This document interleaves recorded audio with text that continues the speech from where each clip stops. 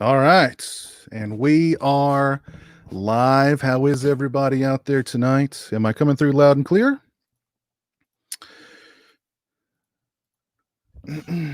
Let's see. Hello, Jeff. Hello, Dan. Hello, Al. Hello, Zombie. Hello, Dave. Hello, Joe. Christian. Captain Adam Smasher. Short and sweet. NV Davler. Okay, coming through loud and clear. Very nice. Awesome.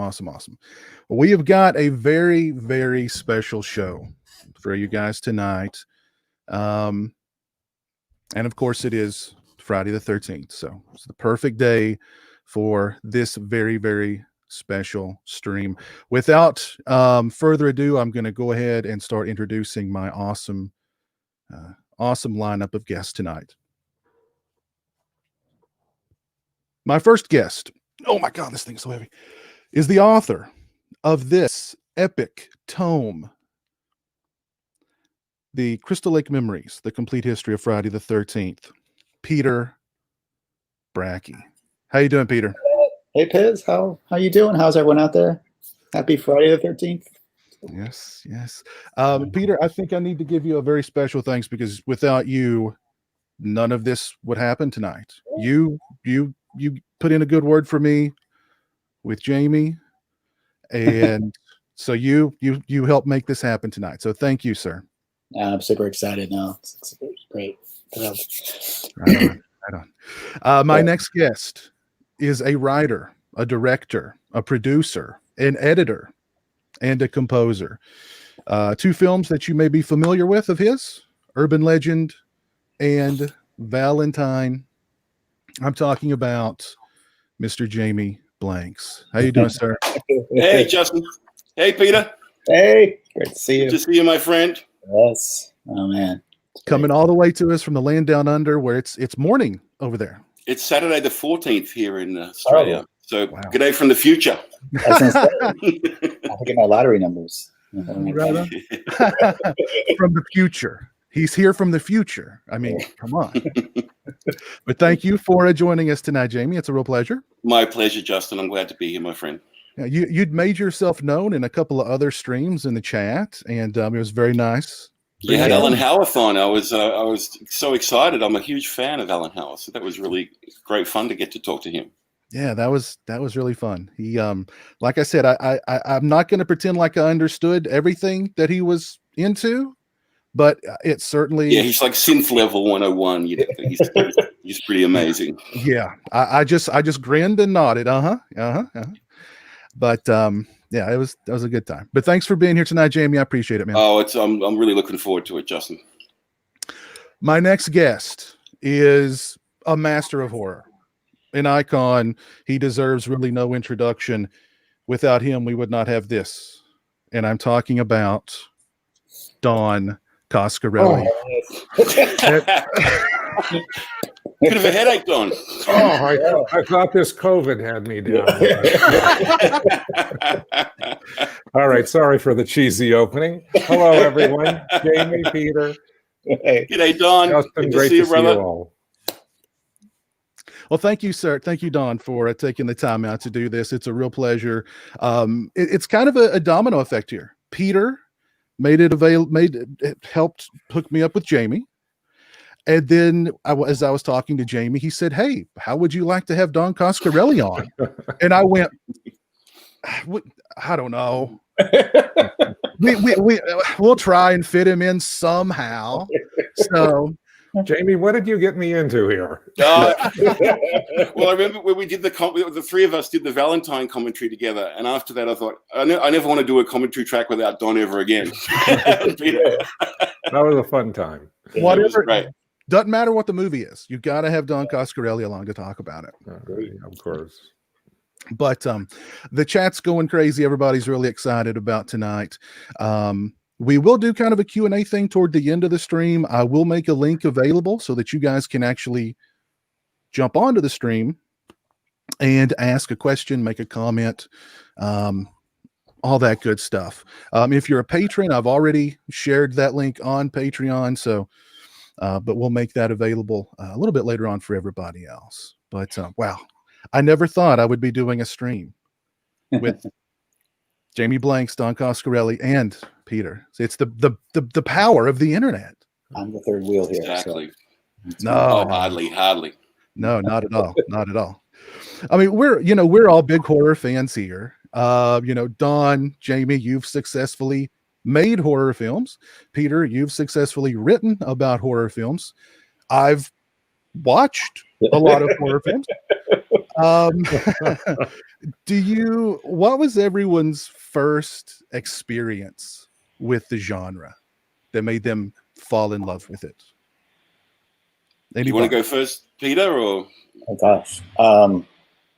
I think we're pretty much the same age group. I remember the late 70s. So actually the first experience I remember, I kid you not, we went to see Lady and the Tramp, and it was one of those local theaters, and they showed a trailer for The Exorcist in front of Lady and the Tramp. So I remember being 5 or 6 years old, and it was the flashing one where Linda Blair's face is like flash looking there.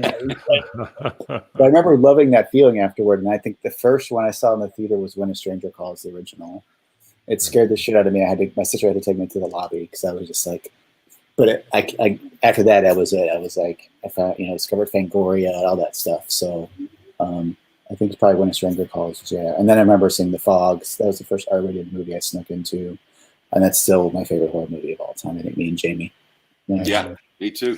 I think like you guys, like you're just hooked. I don't even know what it is. You just, that's your genre. And you just, Yeah. What were they thinking? The Exorcist in front of Lady and the Tramp? Yeah. I still remember that. Well, it was it's called the Will Rogers. It was like a local theater in Chicago, like, the second run. I don't know if they just threw whatever it was, I guess it was a re-release of Exorcist. I don't know what, but yeah, isn't that bizarre? Yeah, but I still remember that being I almost cried. Oh man. Do you remember your first experience with horror, Jamie? I definitely do. I got dragged along to a 16mm movie night at the local surf lifesaving club. So it was in the clubhouse right on the beach, and it was John Carpenter's The Fog, and I'd never seen a horror film before. And it was the perfect atmosphere to watch this thing. This clubhouse was freezing cold. I just remember my knees were shaking. I put my hands on my knees to stop them shaking, and then my hands just kept shaking. It just completely freaked me out. And it's going to sound like a made-up story, but this is completely true. As we left the clubhouse, we opened the door to get outside walk back to the car after being petrified, and this huge fog bank had rolled in, and it was sitting all over the beach and all over and I just remember having nightmares.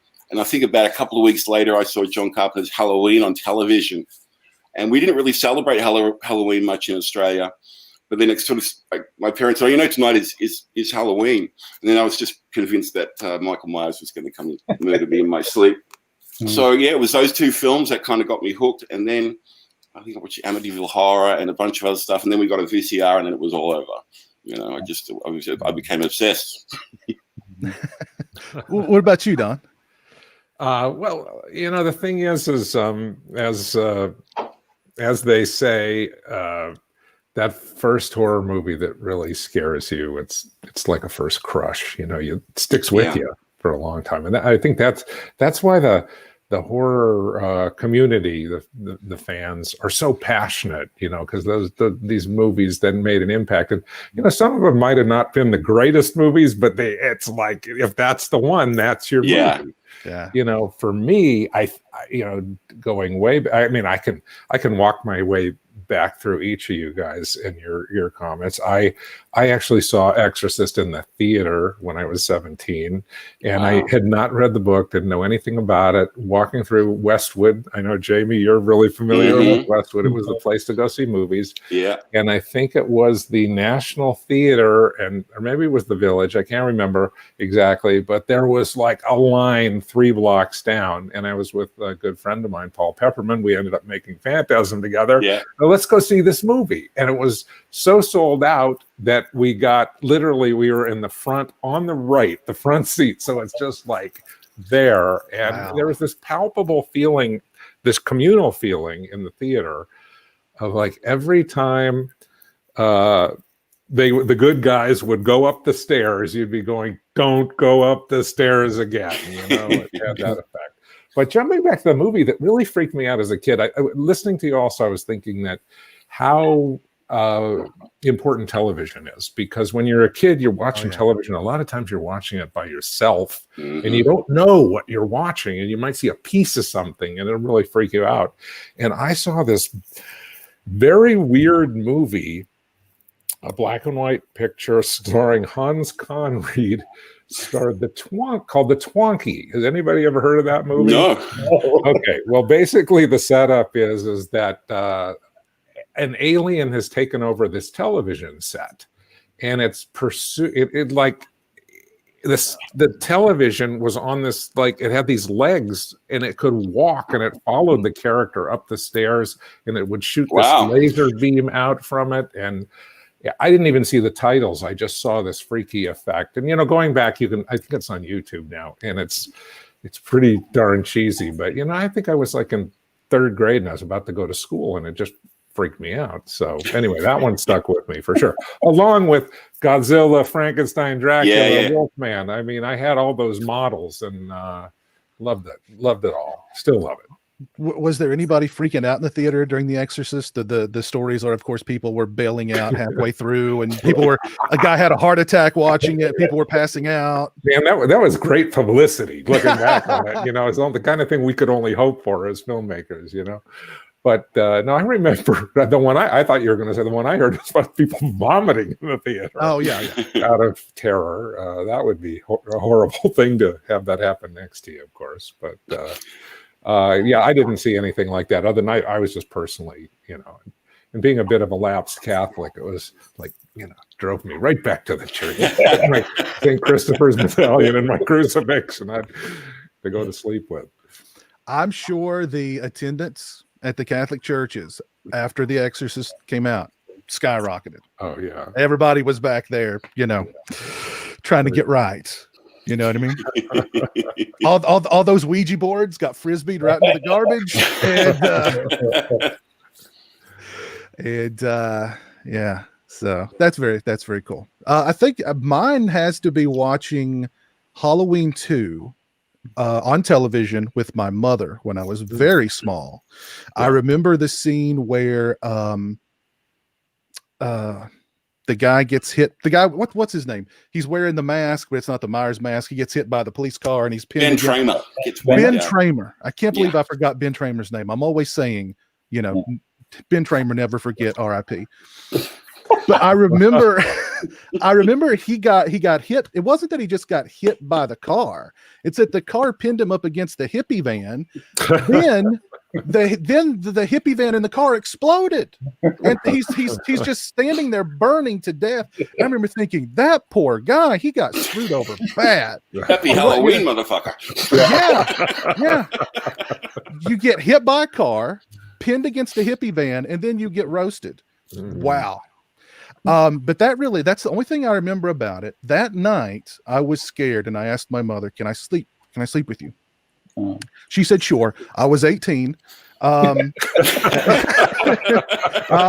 must have learned a lot that night.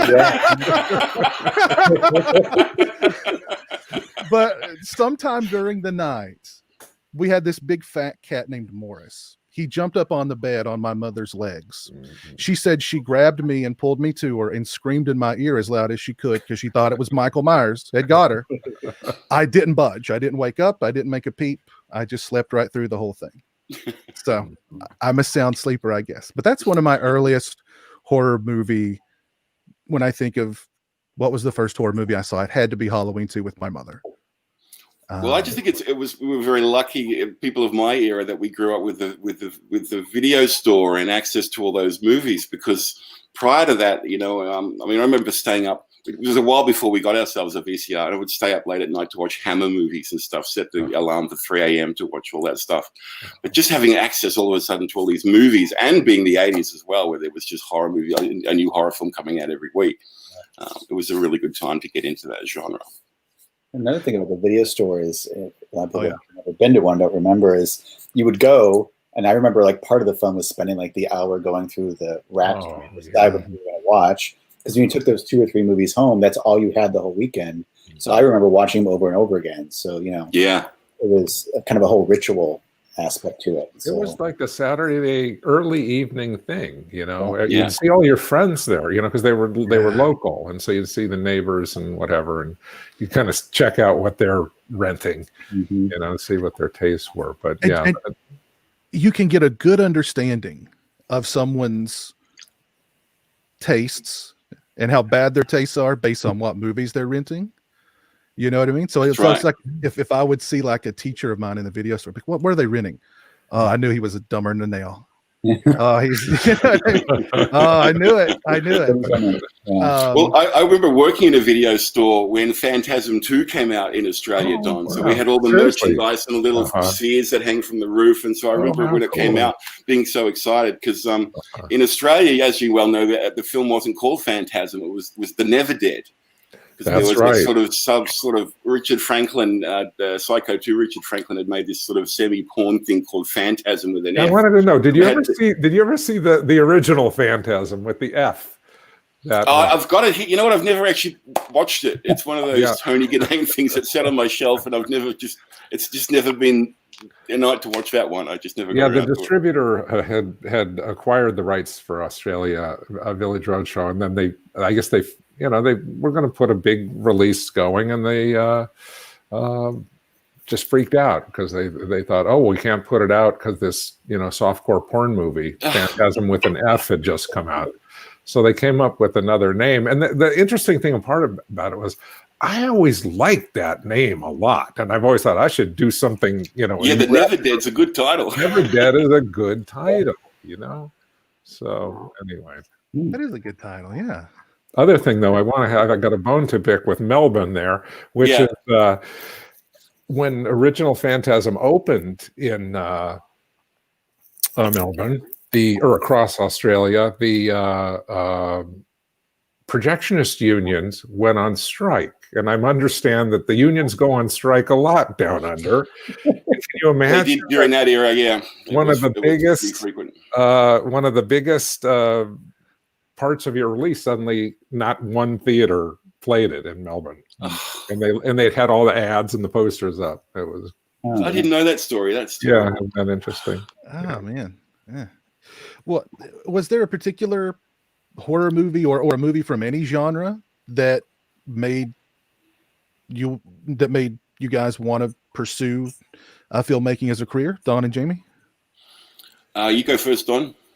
You 2001, A Space Odyssey. I bow at the feet of the master. I mean, it's a masterpiece. I saw that when I was, I don't know, maybe 11 or 12 years old, and didn't really know what it was about, but I kind of got a feel for the fact that there was some kind of evolutionary thing in my young brain. There's something about evolution going on in that movie.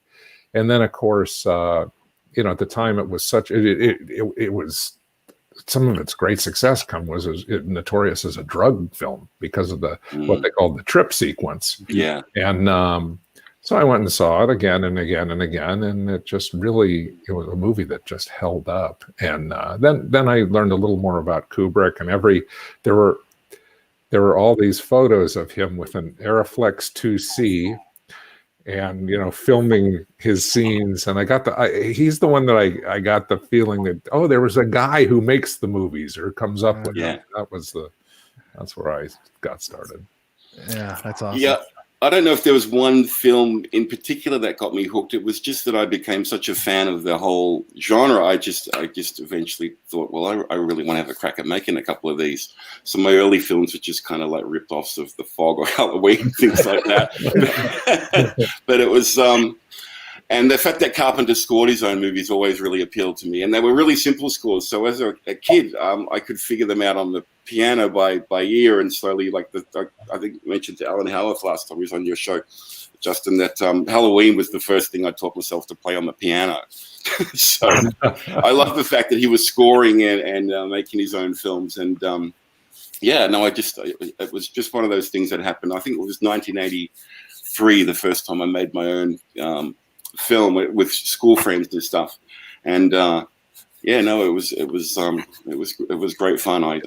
Jamie, I got to jump in here because there's two stories about you I want to talk about. Oh, Okay. please do. Number two is I want to go into how you wrote. We got to tell the legendary story of how you got urban legend. Okay, but before that, I want to talk about, Jamie. He was a little deprived. As I already told you, youth deprived Halloween wise.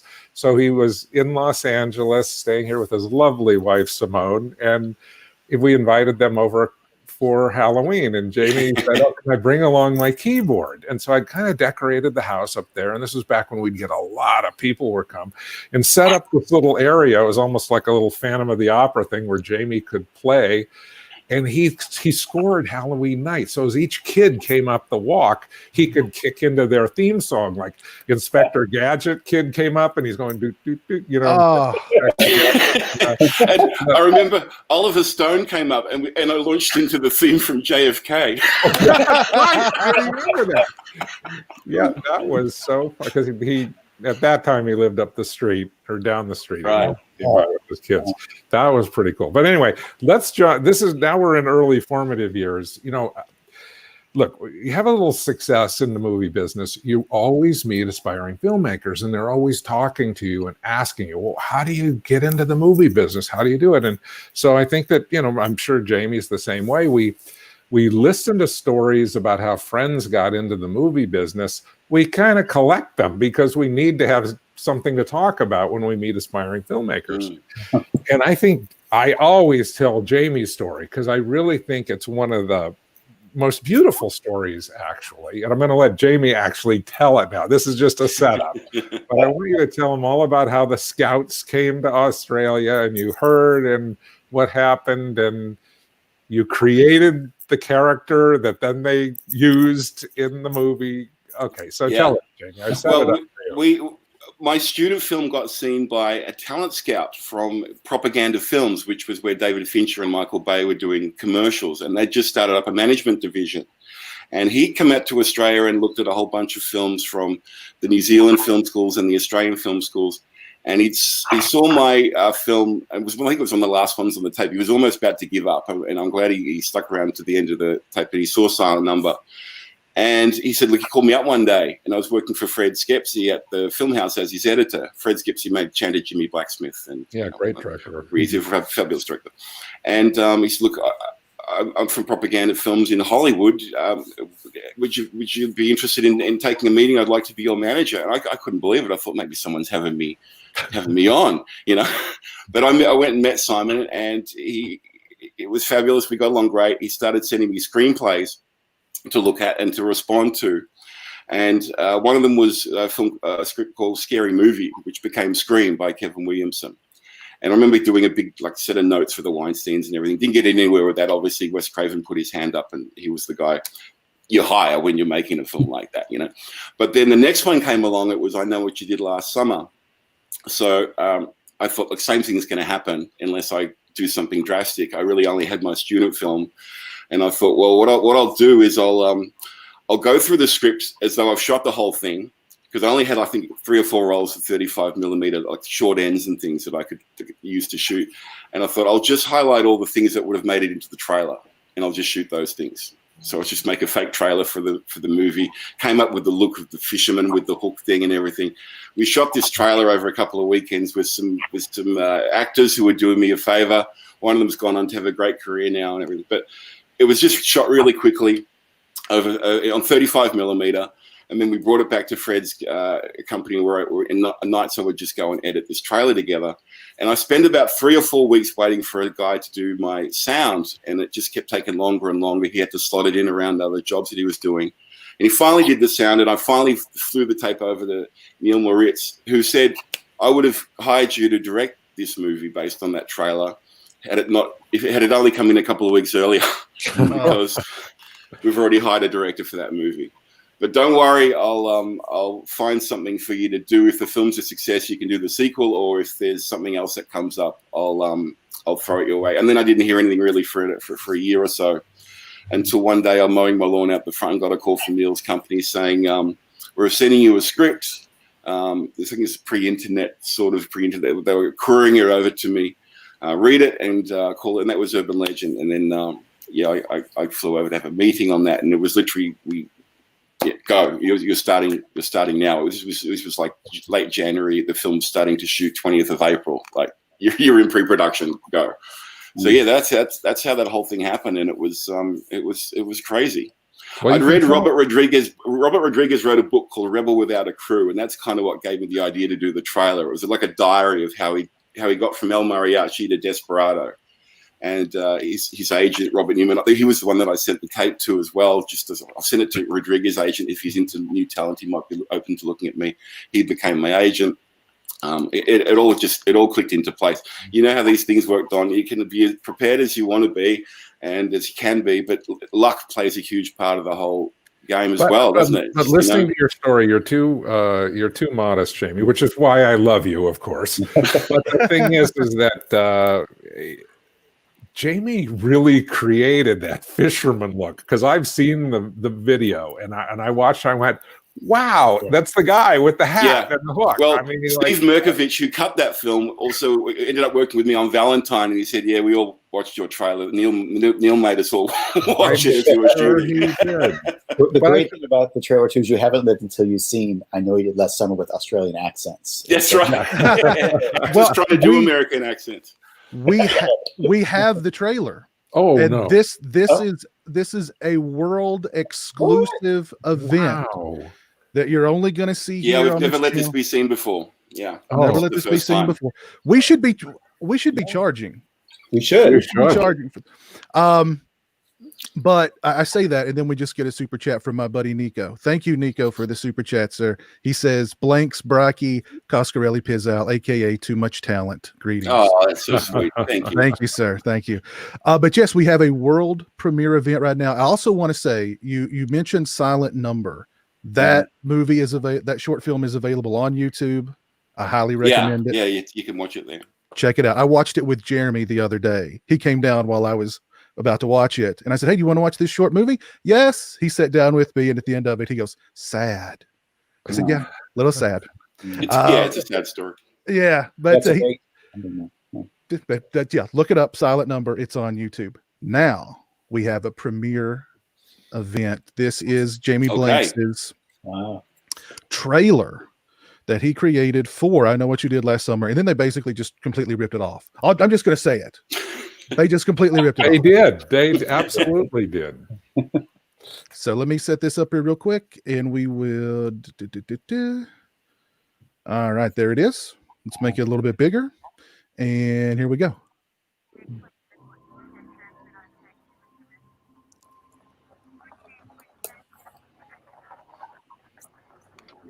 Hold on. Fellow looks like he needs some help.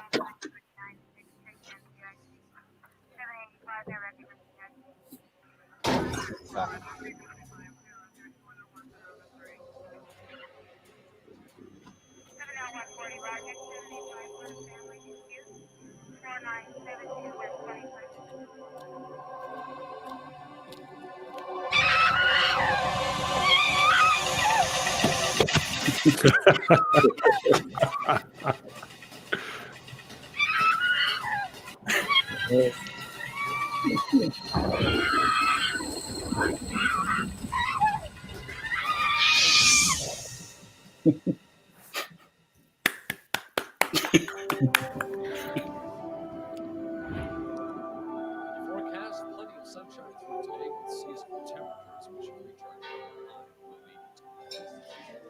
A toast to our last summer of immature adolescent decadence. Yeah.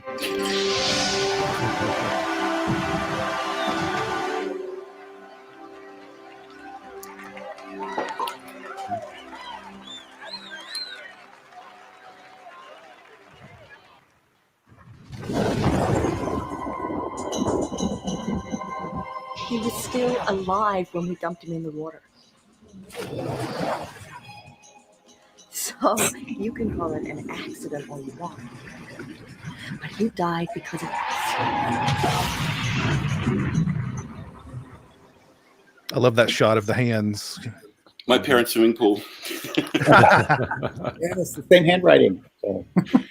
Somebody yelled, Helen, that we were so careful. Oh, were we? What if somebody saw us?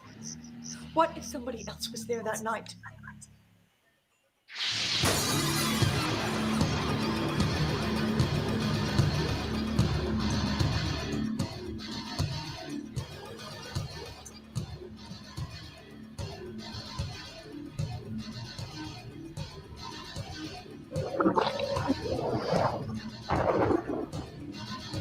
Jules, turn the hand.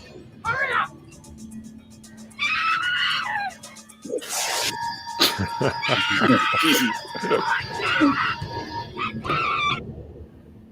Yeah, so that's it, man. I haven't seen that in a long time. Great. Made with no money, literally That no was- money. That was awesome. Nice moving camera, Jamie. You know, we tried our best. that was before gimbals, so you had Yeah, to set that's up right. We had to move. We had to actually track stuff. With Yeah. a big 35mm camera. It Really wasn't that nice. mobile. Yeah, Oh, thanks, man. good Thank you. stuff. And based on the strength of that trailer, you got Urban Legend. That's right. Yeah, I was lucky. Neil Moritz was a gambling man. He decided to roll the dice on an untested Australian filmmaker. I think they owe you some back end money from I Know What You Did Last Summer also. Yeah, I wouldn't mind Yes. getting some of the back ends on that. Agreed. Well, James Wan and Lee Warnell knew about that story, and that's how they got Saw off the ground. Is they made a trailer. They actually screened it in Melbourne for a bunch of us, and I was there, and they pointed me out and said, "We stole your idea, Jamie." I said, "That's fine. I just want 1%." But wait a minute, where's the white Rastafarian guy? That Oh, that's the sequel. I'm sorry. That's the sequel. Yeah, No, I'm just understanding. Jack Black was busy. Yeah. that's funny. Actually, I wanted to cast Jack Black in Urban Legend. He actually auditioned for one of the roles until Michael Rosenbaum came along and blew him out of the water. But they ended up casting Jack Black in the sequel to I Know What You Did Last Summer, based on that casting session he did for Urban Legend. So, yeah, he's a funny man. Yeah, it's very good. Yeah. Oh man, but that great trailer. Very, very well Thanks, done. man. Thank you very much. Yeah, And again, really silent number. It's on YouTube. Check it out. It's really great too. You were 26, right, Jamie? Yeah, I was 26 when I made Urban Legend. I was 24 when I made that trailer. Yeah. Wow. Hey, Jamie, didn't you tell me that you spent something like $3,000 or $4,000 on that? Yeah, that was just on film developing and Yeah. and the telecine. Everything else we got for free. We stayed Yeah. at the Fred Skepsy had a sort of a corporate beach house that we could all Mhm. stay in while we worked for his company. So we based ourselves there, and that's how I was able to get all the coastal road stuff and everything now. My wife and I have actually had a house down there now in that area, so it always makes me think of that trailer when I'm down there.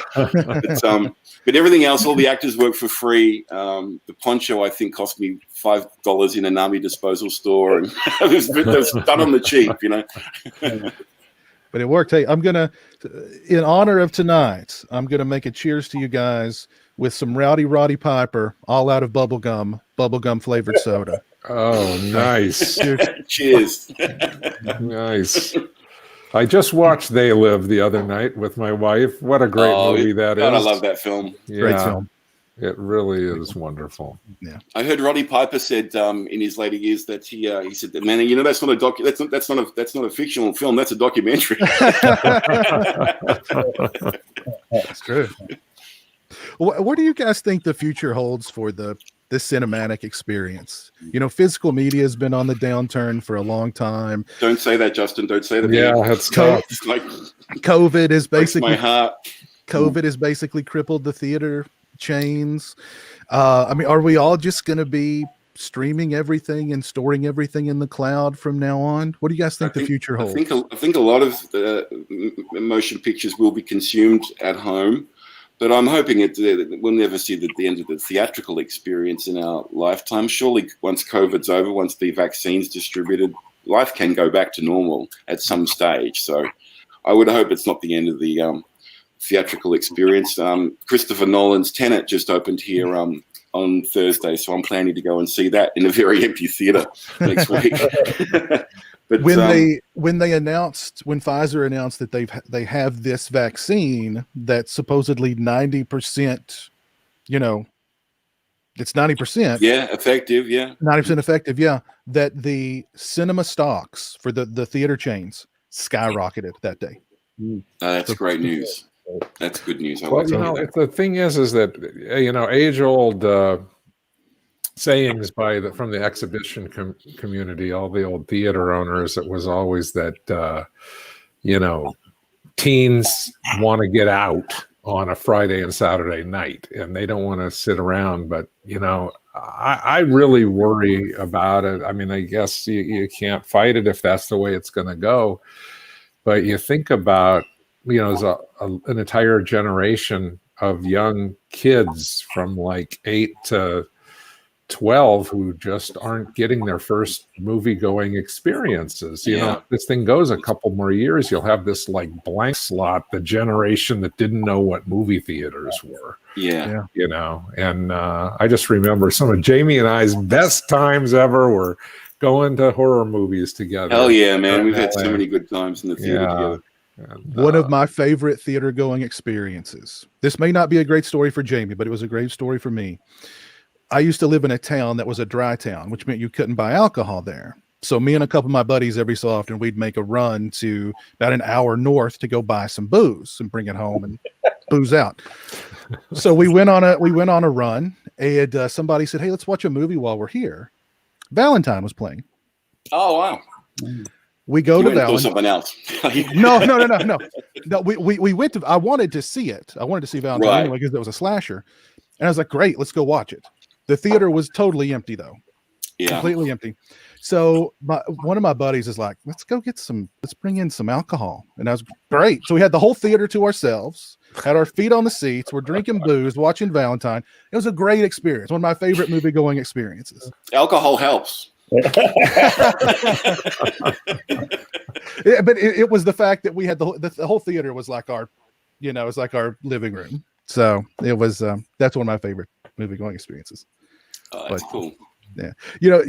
Don, you mentioned something about, the old days. And what's interesting now is that the theaters now, to kind of survive, they've adopted the old school kind of, we're seeing a lot of indie horror movies getting theatrical releases nowadays, which I think is really cool. And they're getting these kind of regional releases like they did back in the day. Yeah. Which I think is really cool. I've actually ventured out and seen some good horror movies in the theater that I would have never had the opportunity to see without this pandemic. But I just think it's kind of interesting that the theater systems have gone back to that, and we're seeing indie horror in the theater. Yeah, no, it's great. And the thing is, though, is that motion picture exhibition was had suffered a body blow with the ease of streaming, and which also, and so did physical media, because I have to confess, and I'd like to know if anybody else has had this issue, but it's just easier to flip that button than to get up and change the DVD. So that's what you're fighting there. Here in the U.S., we've got, we have some, terrific repertory theaters. Of course, Quentin has this wonderful New Beverly here in L.A., and then of course Tim League and his Alamo Drafthouse has created this entire chain of great theaters where the showmanship really came back. But there's just, these never-ending lockdowns are just so tragic, really. And I wish I had an answer to it. But I like to think, the only thing I can look at is that, Tenet did really big in China. Mm-hmm.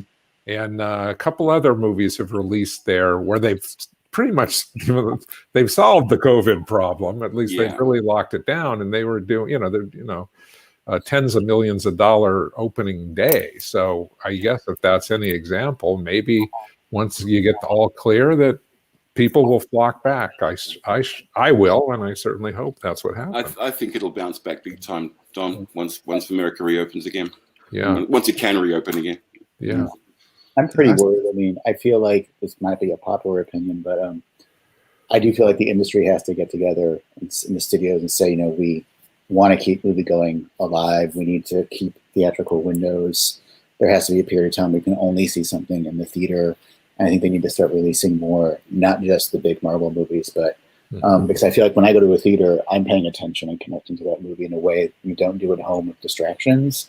And without that magical experience, then I don't think, a year or two later you want to buy that. I think the reason we left physical media is because we had such a profound experience with those movies that you want to own it and keep it because you're remembering the whole experience, not just seeing the movie. So if kids today are just watching movies on the phone, they're not going to want to buy it or Yeah. Peter, I think you've hit on something, because a thing that I'm really fascinated, and I hope to someday, I'd like to try to do a documentary on this, but there's this thing called a hypnoidal trance, which is what we all go into when we watch a movie. And you notice, like, if you're sitting in a theater for the first minute or two, you're looking at the person's head in front of you, or you can see somebody walking in, but then you like groove in, and it's like a hypnosis type of thing. And it's harder to do that at home. You of course you can, but the dog next door barks, or something, the Amazon guy drops something on the porch and you get disrupted, or a phone rings, and so there's no question that is only possible really in a movie theater. Yeah.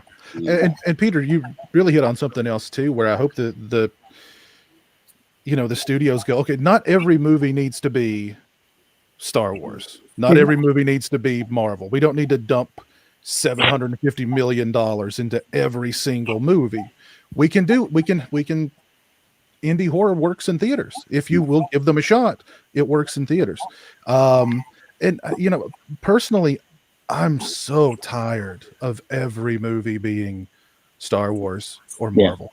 Yeah, me too. I'm so burned out on that. Yeah. So burned out on it. Well, I mean, some of the most profound experience I had as a kid, I mean, it wasn't even just horror or sci-fi. It was like, I remember seeing Ordinary People in the theater. I remember going to see Tootsie with my grandmother and just laughing.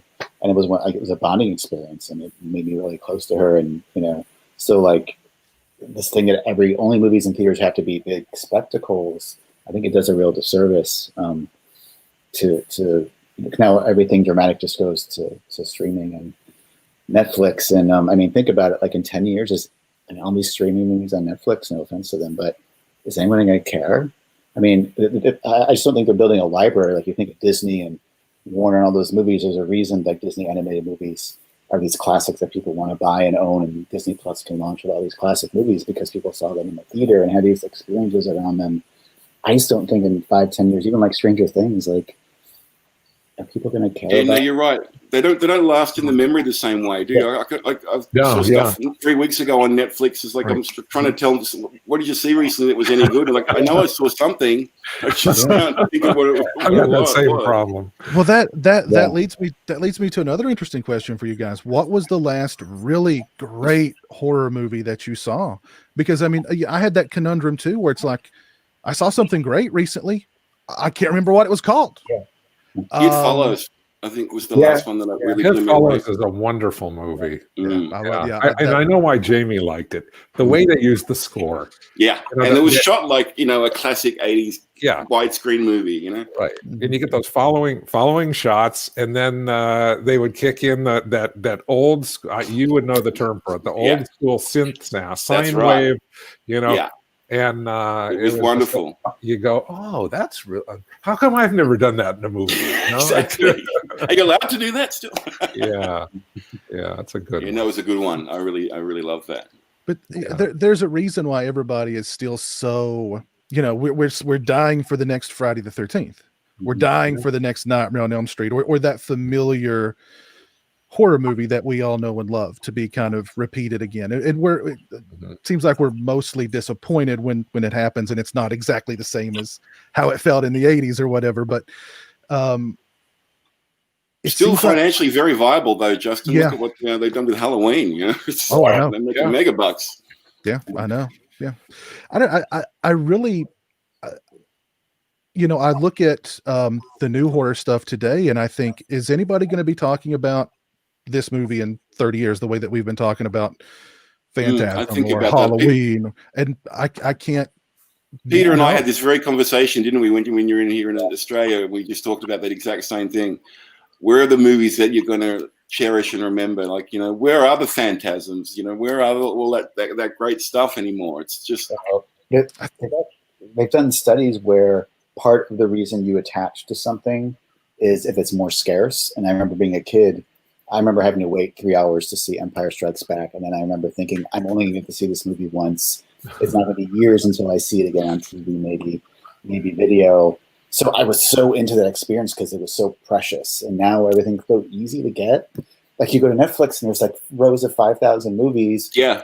Stuff that was just in the theaters, a couple of months ago, it's already out there, and you can. I think that universal idea of the what is it called, where the movie comes out, but then you can also buy it for like $20 same day. Oh yeah, where they release it on multiple platforms. Yeah. I guess that's the worst idea. Yeah. I remember when I was a kid, E.T. was out or something. I wanted to go watch E.T. in the theater, and we didn't have a theater in my town, and we were poor. We didn't even have a car. And then I remember Mom saying, "Well, it'll come out on video soon." And I was like, "Well, how long?" About 3 years or 4 years. Like, what?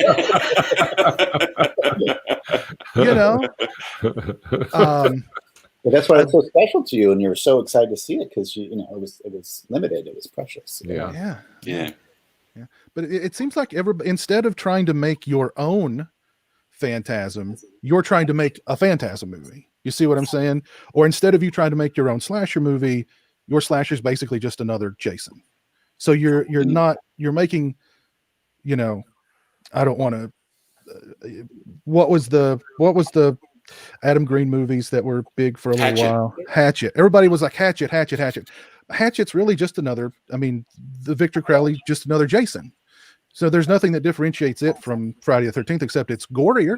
You got more gore, but nobody's going to be talking about Hatchet in 40 years the way that we still talk about Friday the 13th. But part of it is also you have to tap into something going. I don't think you can take something that resonated in the 70s, replicate it now, and expect it to have the same resonance because the culture is different. And the movies that really, I think, tapped in and made an impact. There was something that was going on in the culture. Like I remember in the 70s, the big fears was like, oh my God, suddenly Charles Manson and that kind of stuff where I could be alone at home in suburbia where I'm supposed to be safe and some crazy guy will come in and kill me for no reason. And that was new and terrifying. Then we had 9/11 and other things. So I think you can't expect the same exact formula to resonate decade after decade. You got to change it up and figure out. Like the Scream comes along and taps into something that's going on in the culture, or you know what I mean? Yeah. And that's a good question. What are people scared of today?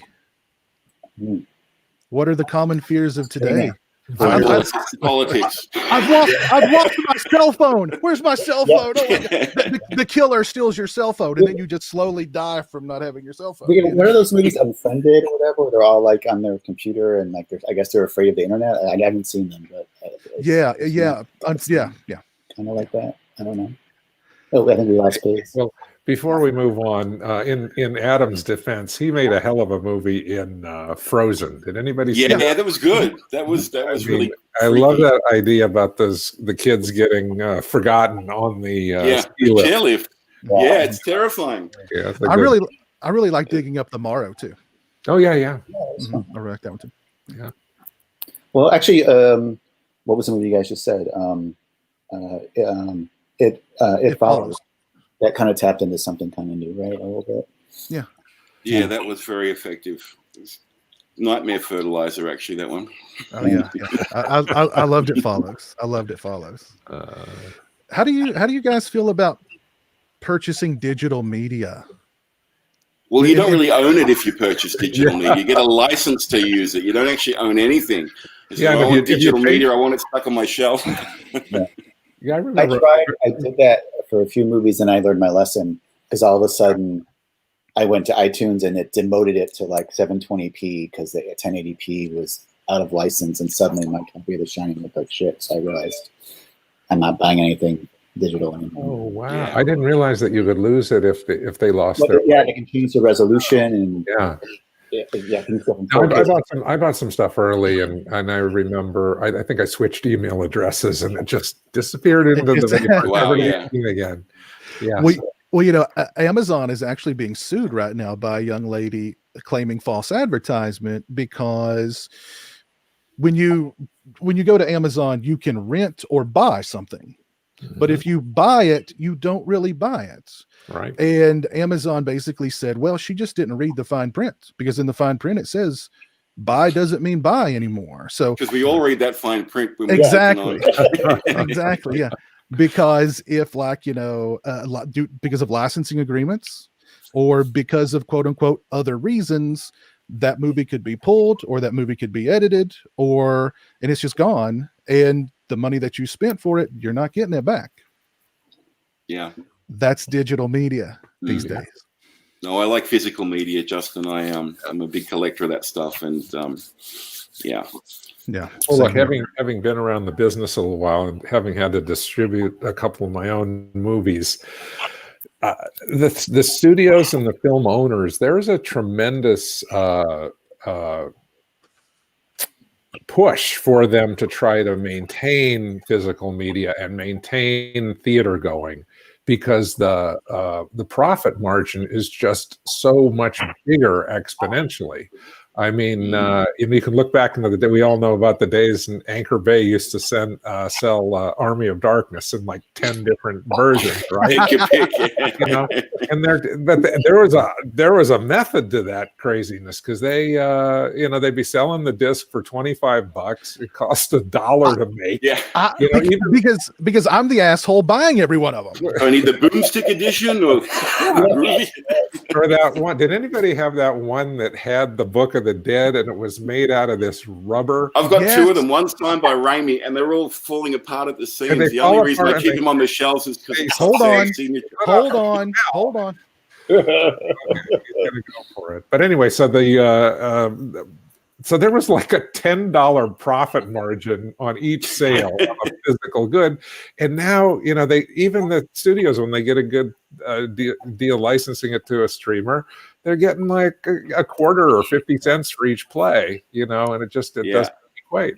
Yeah, that's exactly right. I hate Justin. You got your. That's it. Yeah. It's crumbling in my hand right now. I got that one. It's falling apart. This one has started to fall apart. Wow. Yeah, both mine are falling apart too. I wonder if it still screams. No, doesn't still scream anymore. These were great releases. I ate them right up, but now they're eating themselves, and they're falling apart. Well, as the more educated people say, that it's a fan object that connects the film goer with the movie. And it's funny because, for us filmmakers, it's a great way to make money, or it was, right? But then as the film goer, it's like you hear about that edition of, I got to get it before it sells out. That's right. Yeah. Yeah. And by the way, I revisited the Urban Legend Blu-ray just a couple of days ago. That's such excellent work on that Blu-ray, Peter. Well done. Very well. Oh yeah, excellent work. We had a very busy couple of weeks, didn't we, Peter, making that happen? Yeah. Well, people realize all those interviews. What was it, 25?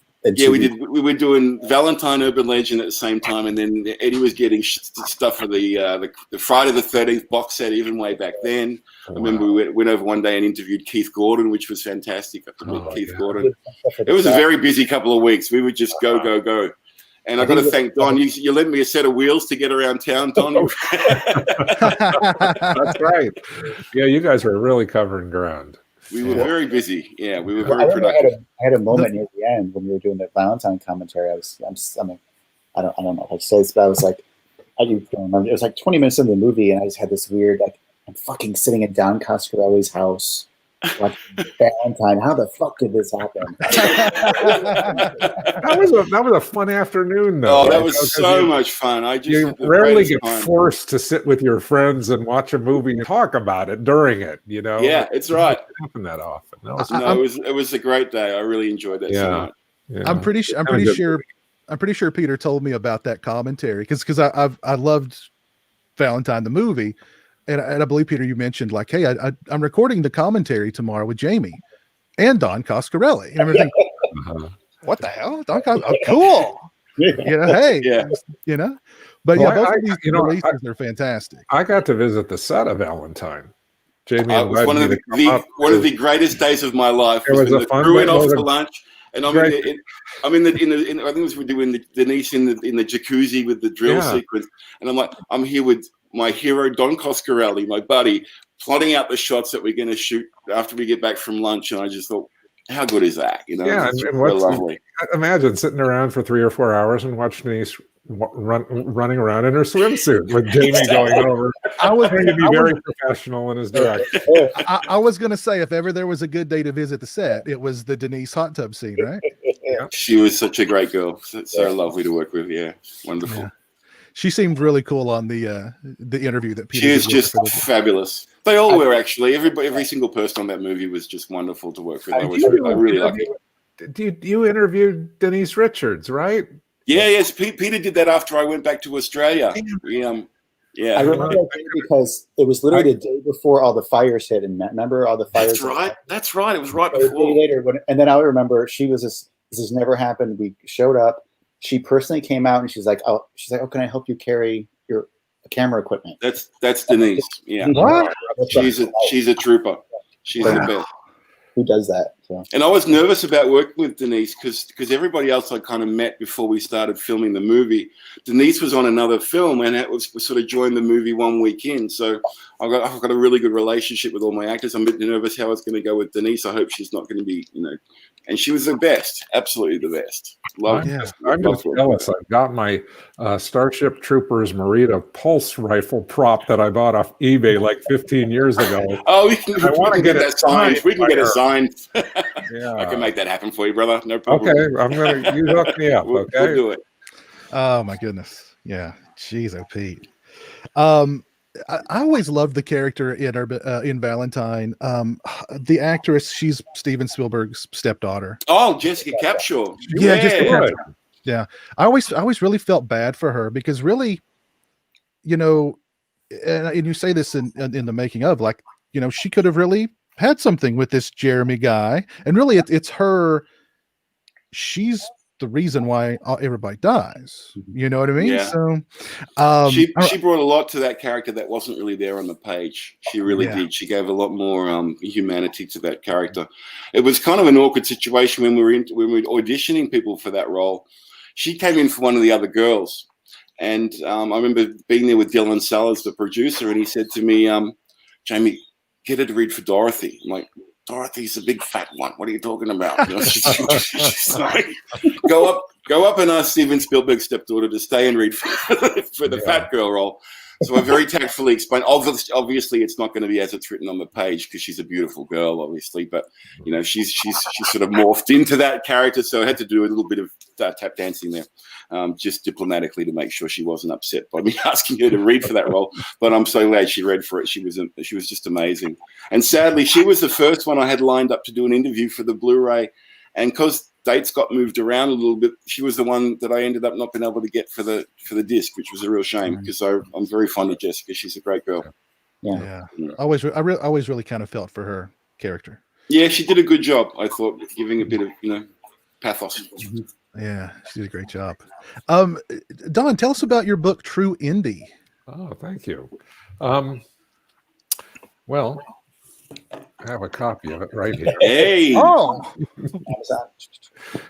I wrote a memoir. It came about in a really odd way, in that I met this editor at St. Martin's Press, and through the John Dies at the End, because David Wong, the writer for that, had published that book and a sequel, and I'd always tried to help promote the books however I could, not only because I think that they're great, but because it would be helpful to the movie.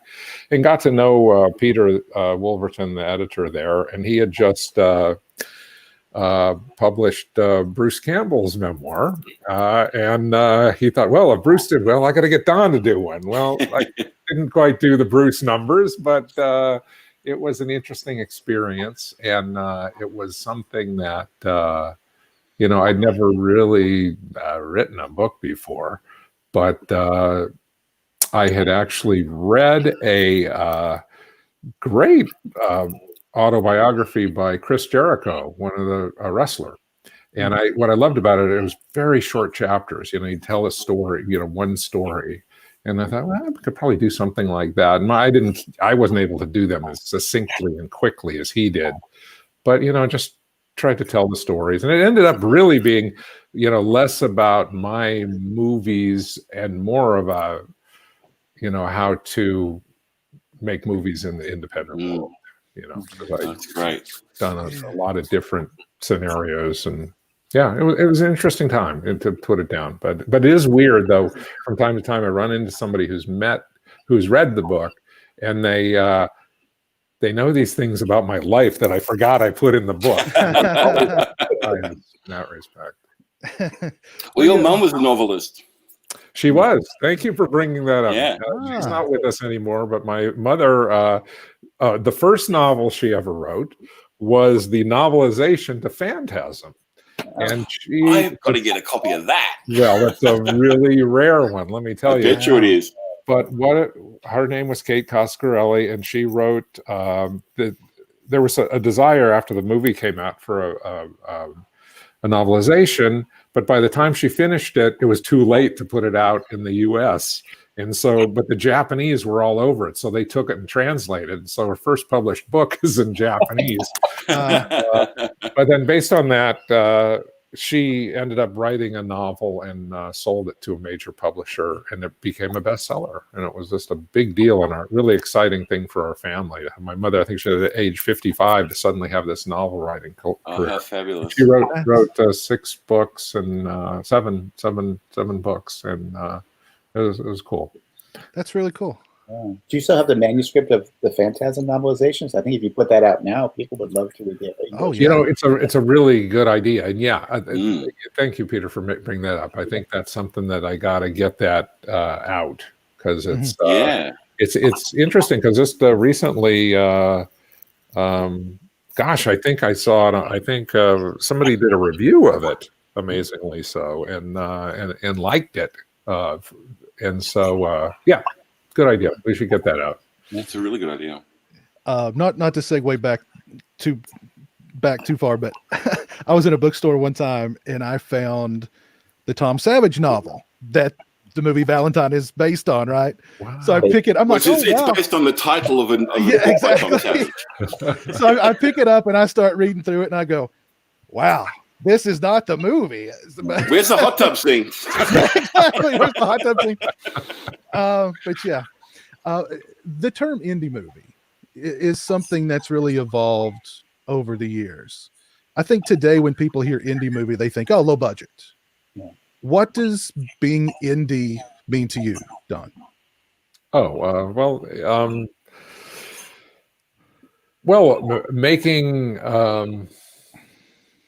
making a creative work that you basically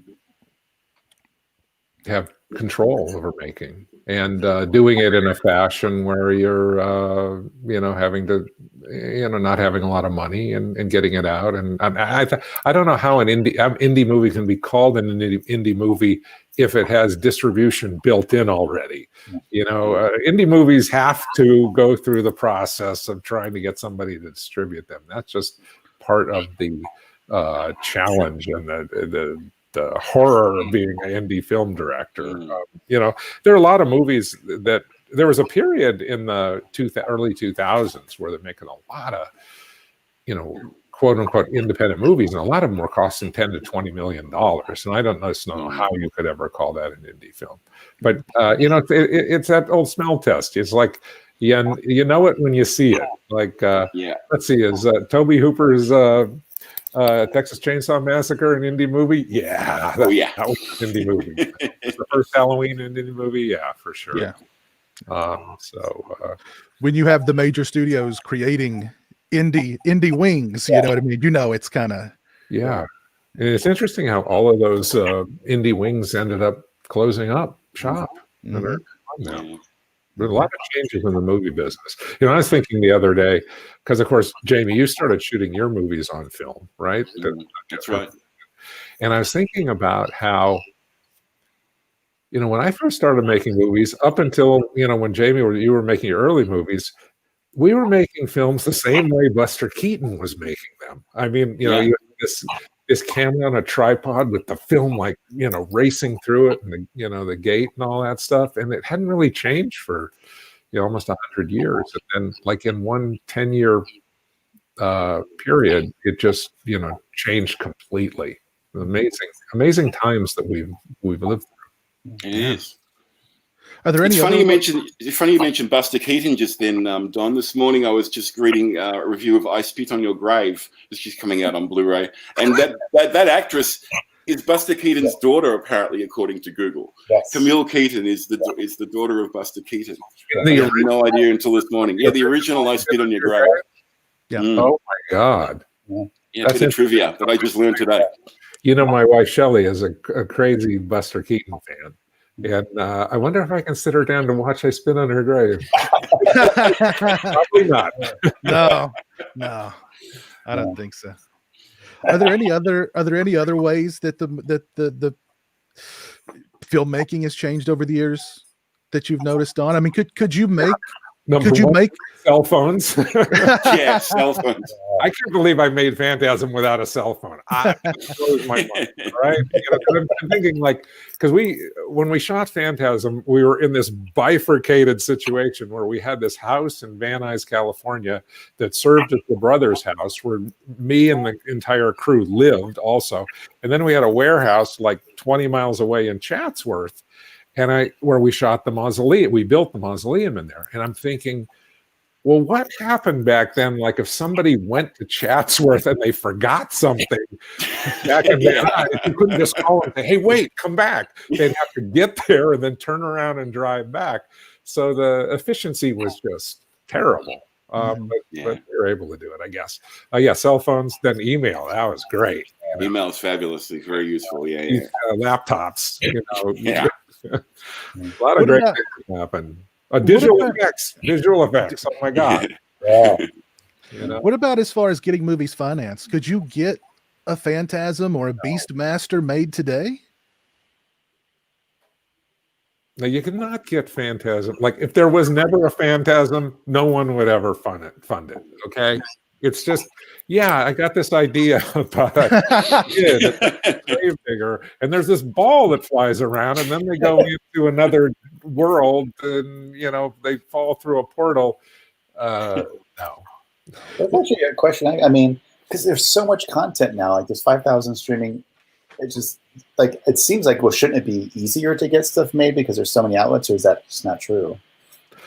Well, there are a lot of opportunities, but I don't know the experiences you've had, Jamie, but it's all the guys who ran the studios now run the streamers. So it's like that old Who song, meet the new boss, same as the old boss. Yeah. But there is a lot more production, certainly. Yeah. Something that I think a lot of people may not know about you, Don, is that for a time, Sid Sheinberg, the president of Universal, took a shine to you, so to speak, and took you under his wing, a wing that had some very interesting company. You had some very interesting company under that wing, a filmmaker nobody's ever heard of called something Spielberg, I think. He made a movie about a big fish a long time ago.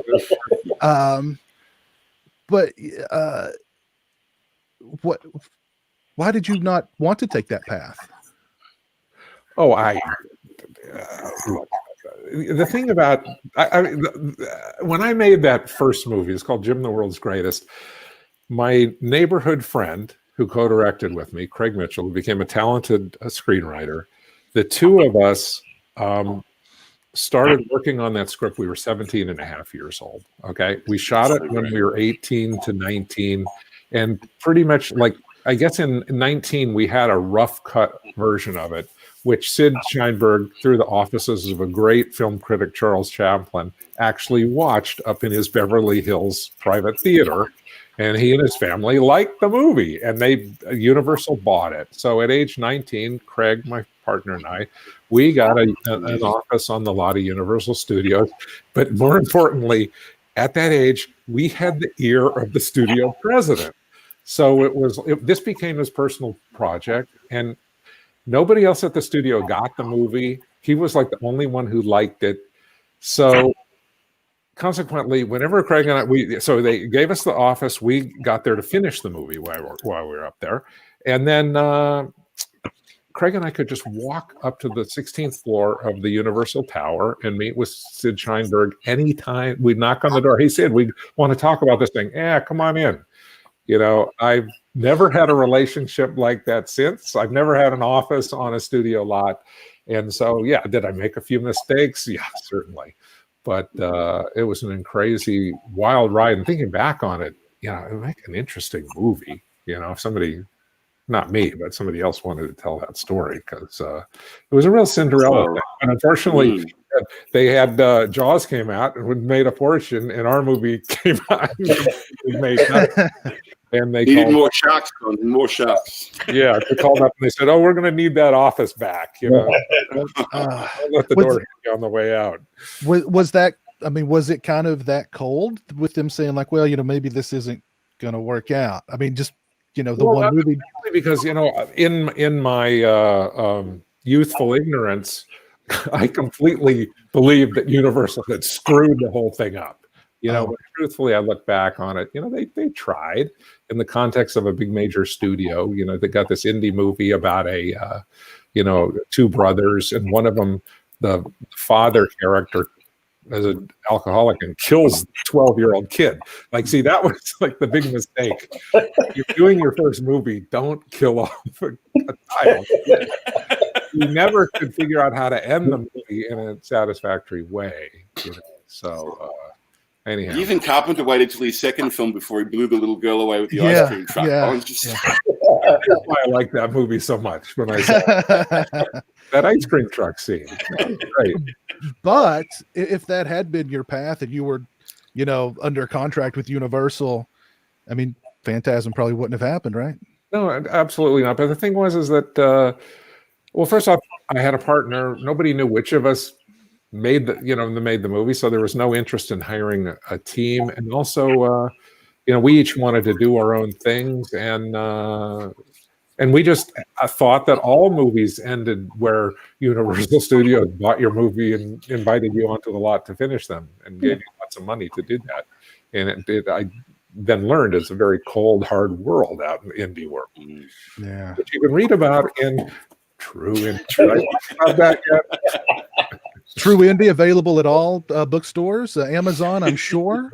Well, let me just say one other thing to the aspiring filmmakers out there. You have to learn early that you need to promote your stuff. That's a lot of it is being a salesperson, because not in terms of raising the money and, you know, selling a producer or a studio on it, you have to be able to sell yourself. I didn't realize that was in. So, you know, if you have like a sales background, I think you could really thrive in this business. There we go. Yes.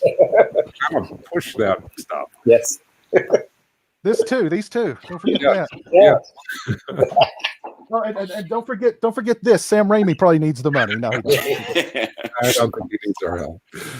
And it's this thing. This thing is like it's like dry rotted. Every time I look at it, it's falling apart. So, hey, didn't Raimi want a cameo in Phantasm too? I threw mine away. Really? Oh. I'm sorry. It smelled. It reeked. It filled up the whole room. Odor. The pieces are falling off. I go, Mine at least doesn't smell bad, but it is falling apart. But didn't Sam Raimi want a cameo in Phantasm 2, Don, or something? There's a story behind him in there. That's a true story, yes. Yeah. There was no, you know, he was really in an acting phase in that period. He's got a lot of credits from the 80s there. And, you know, I had met him through the executive at Universal, a guy named Jim Jax, who had done, who was doing Darkman with him at that time.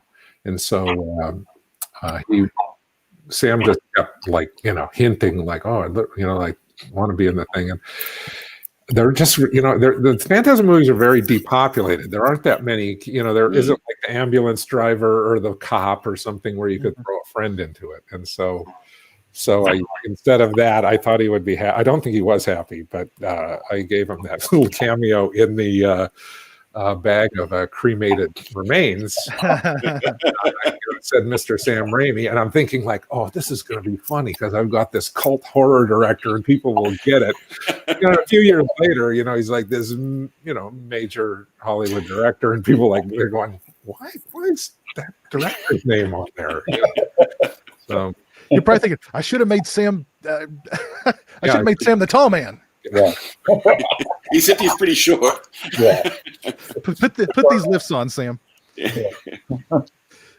There's something I've always wanted to ask you about Phantasm, Don, and please don't take this the wrong way, but we're talking about an interdimensional tall man with these things flying around, slicing and dicing everybody. We're talking about his dwarf minions.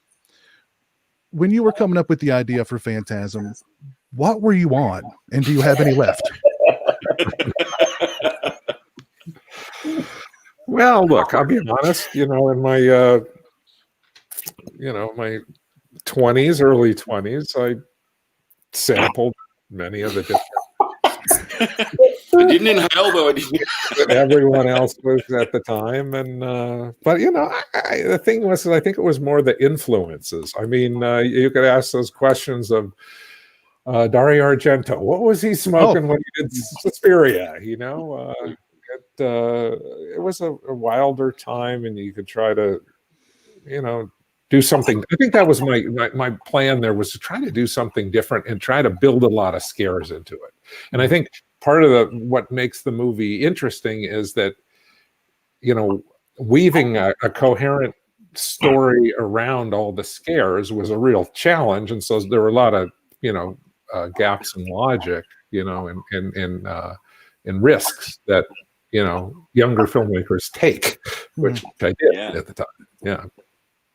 Well, you've got a lot of famous fans for that movie, Don. Didn't J.J. Abrams get by? That's he got it remastered. You brought that up. That's very nice, Jamie. Yeah, J.J. super cool guy and talented writer, director, producer, and he. I met him, and I think it was. Oh, I know what it was. It was right while we were making Baba Hotep. I got a call out of the blue. And I didn't really know he had done the TV series Felicity at the time, and he just called and wanted to talk about Phantasm. And it was a super nice guy. He was so nice. I said, I got this little editing trailer on in my driveway. Want to come over and see this movie I'm working on? I'm looking for anybody's take. And he drove over and watched Baba Hotep in the rough cut with me, which was fun. And he had some good ideas, but. So cool.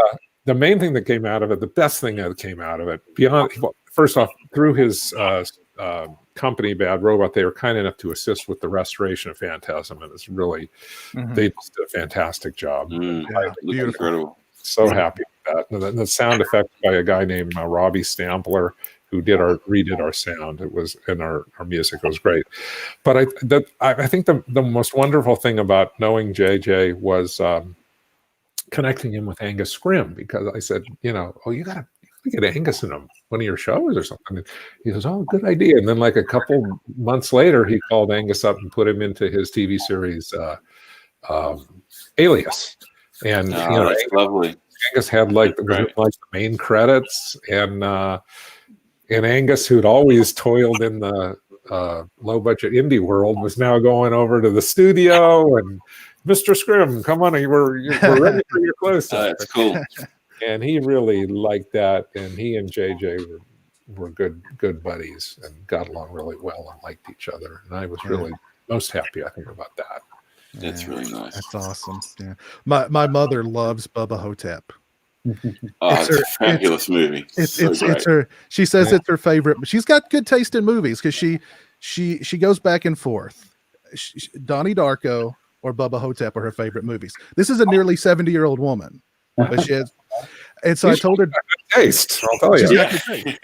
I told her today. I said, "Hey, guess what? I'm going to be doing a live stream with Don Coscarelli." And she goes, "Tell him I said thanks." Well, that's so sweet.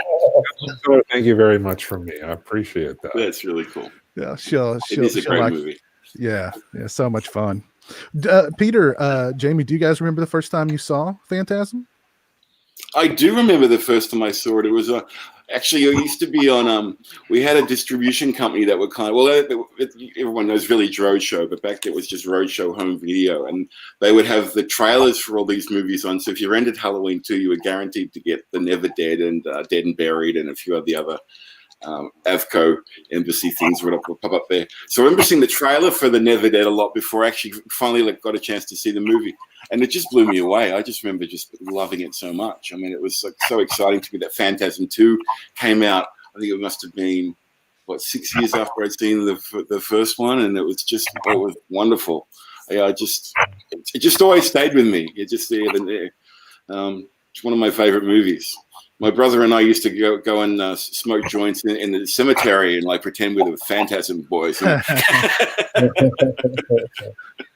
that's cool. Yeah, I remember a lot about Phantasm. Is that was the era for me when usually I got Fangoria first, or I read about something first, and so I just remember seeing the imagery and all the build-up, and so it was just so exciting. And then I had to wait for the video, and maybe it was cable. I can't remember.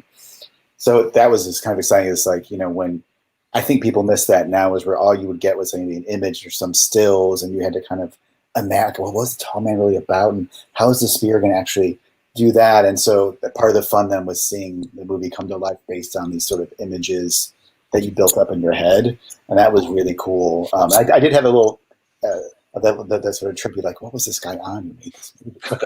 But I also remember seeing Phantasm 2 opening day in the theater that night, and that was a lot of fun. So great. So that was actually a little more impressionable, just because seeing with the audience is always kind of a different experience. But yeah, that's really, really cool.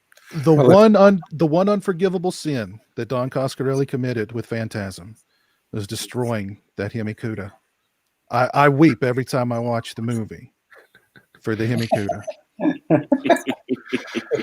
Well, what can you do? We didn't wreck that was a beater that we wrecked. But, thank goodness. And that's interesting. But listening to this, I'm just thinking, God, this horror industry, it's so incestuous. Because I remember being out with Jamie. I don't remember where. I think it was in Hollywood, and there was this cat.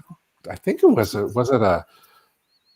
Cadillac convertible goes by, and Jamie just like he's going, Robert, and it was Robert England who was driving by. The first time I ever met Robert England, so it's just like it's funny how there's so many circles that interconnect. It's a lot of good people in the horror genre, Don. Don't you find there was so many just lovely people? Absolutely. I mean, well, you've met the horror fans. A lot of their interpretations of your films are so intelligent. Sometimes they come up, put things together that are more. They're always intelligent, always passionate, always lovely people. I've only had such good experiences every time I've met people who are, because I'm one of them. I'm a big fan of that genre too. I've always been a fan of that stuff. I just love those movies just as much. Doesn't matter that I've made a few. I'm still consider myself a fan. Like when I met you for the first time, it was just like I had your posters up on my bedroom wall growing up as a kid. So it's good times. We had some fun. Yeah. We got right off with Reggie Bannister, and I remember calling my brother because he told you we were smoking joint. He used to love Phantasm like I did. And this is a great story, Peter and Justin. We were having lunch together with Reggie, and I said, "Can I call my brother Ben? This is going to blow his fucking mind, right?"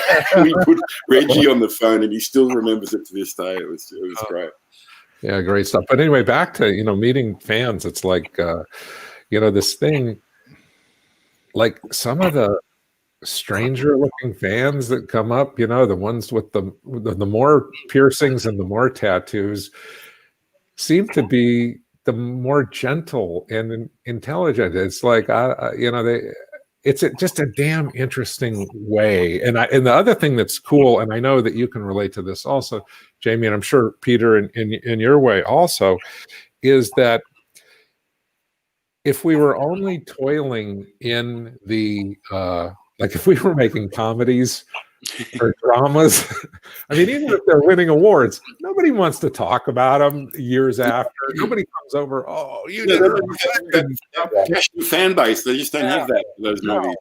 And we have this the joy of these, the circuit of conventions that you can go to and you can meet and relate directly, and it's just a fun time. It's really just a blessing, I've got to do that one day. I've never been to a convention. Can you believe it, Don? I've never actually been along to one. It could be a while. Yeah, exactly. It could be a while now. Completely dormant now. I'm sorry to hear about that. I was hoping it would come back, but Not yet. I'll give it time. You got to go once they could do. Yeah, for sure. I think the thing that's so special about Phantasm for me was when I first saw the movie. I mean, I was just so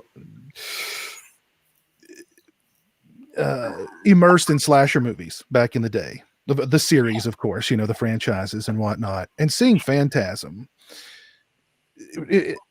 you could tell there's a lot of creativity that went into this film. There was a lot of thought that went into this movie. This movie sort of challenging you in a different way than a slasher movie does, for sure.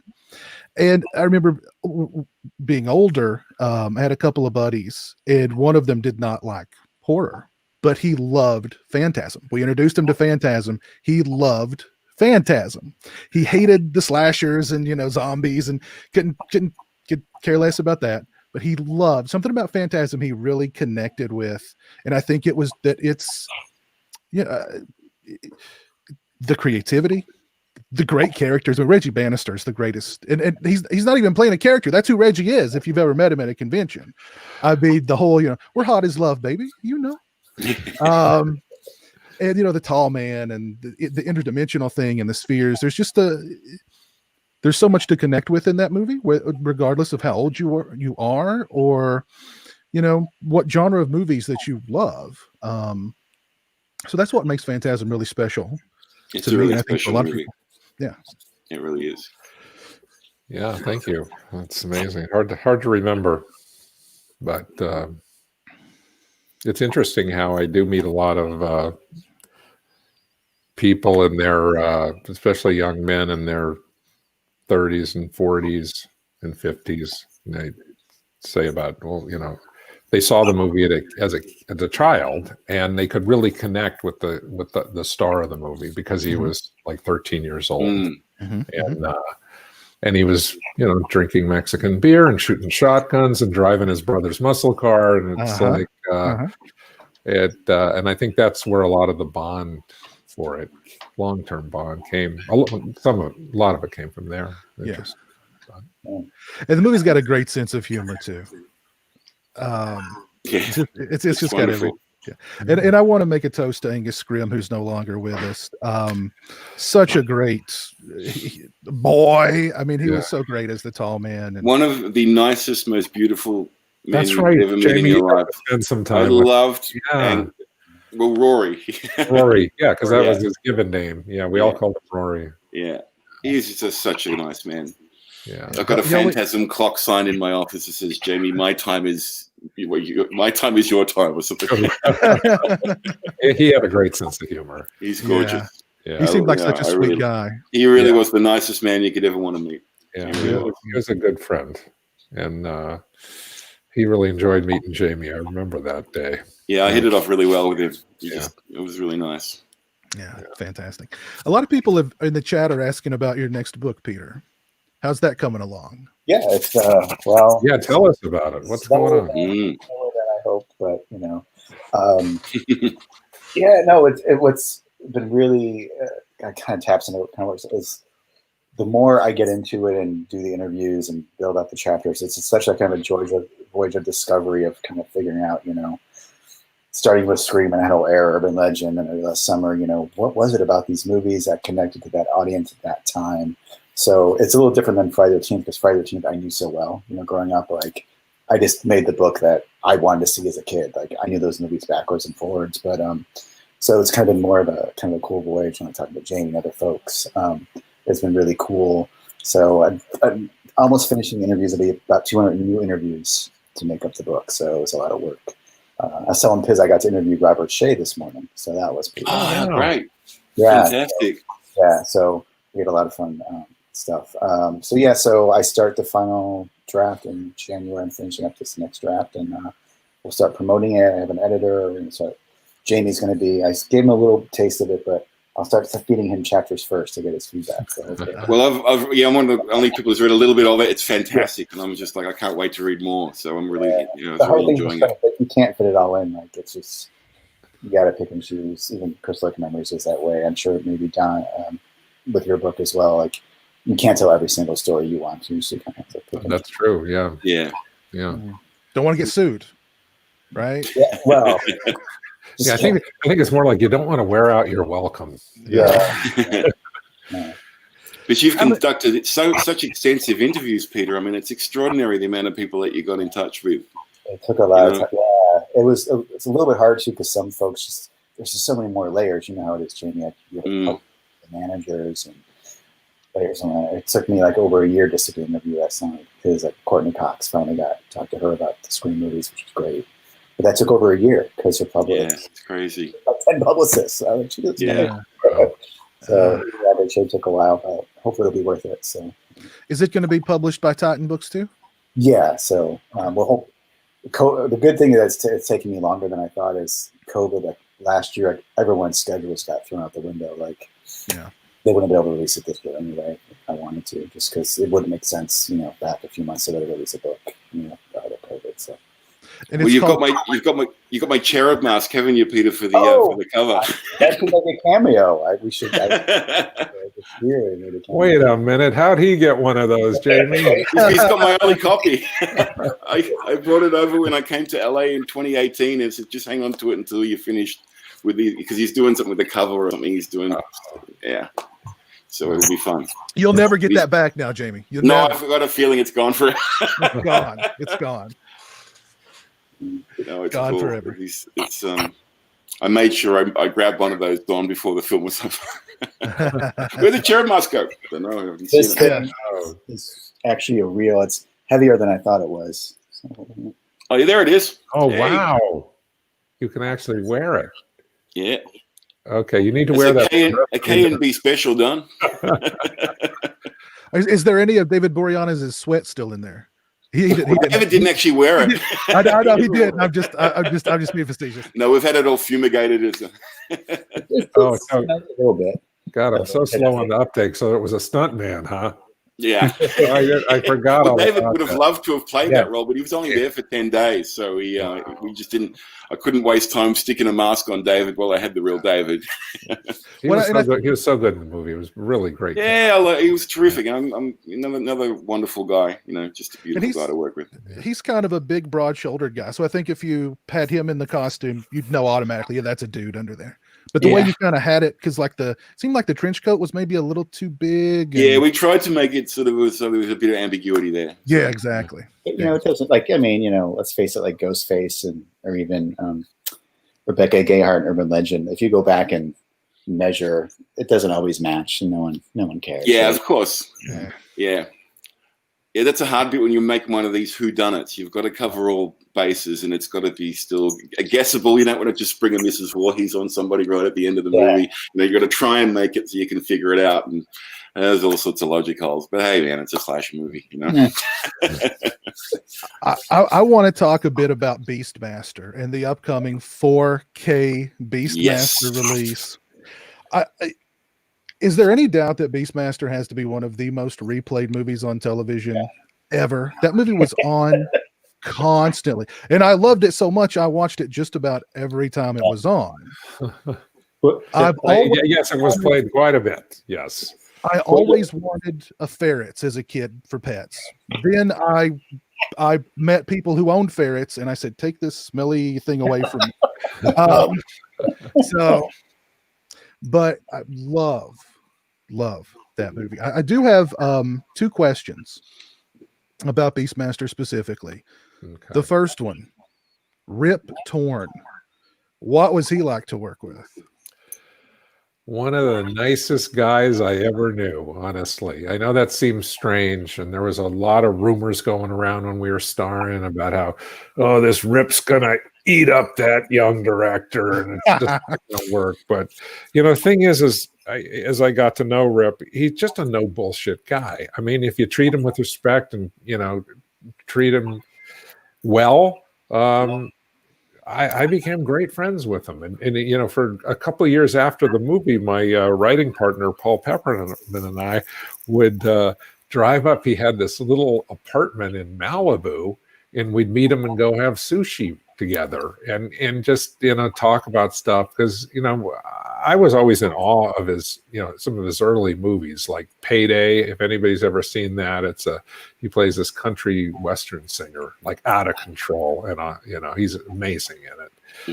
But anyway, Rip's a great guy, great working with him. The worst part though was he showed up on set or before set in the first meeting, and he said, "Don, I want to play this role like a turkey vulture." And I'm like going, I know Jamie can appreciate this. I'm like going, "Oh yeah, okay, and interesting. What are you thinking about that?" "Yeah, I want to look like a turkey vulture. I want to do something with my nose."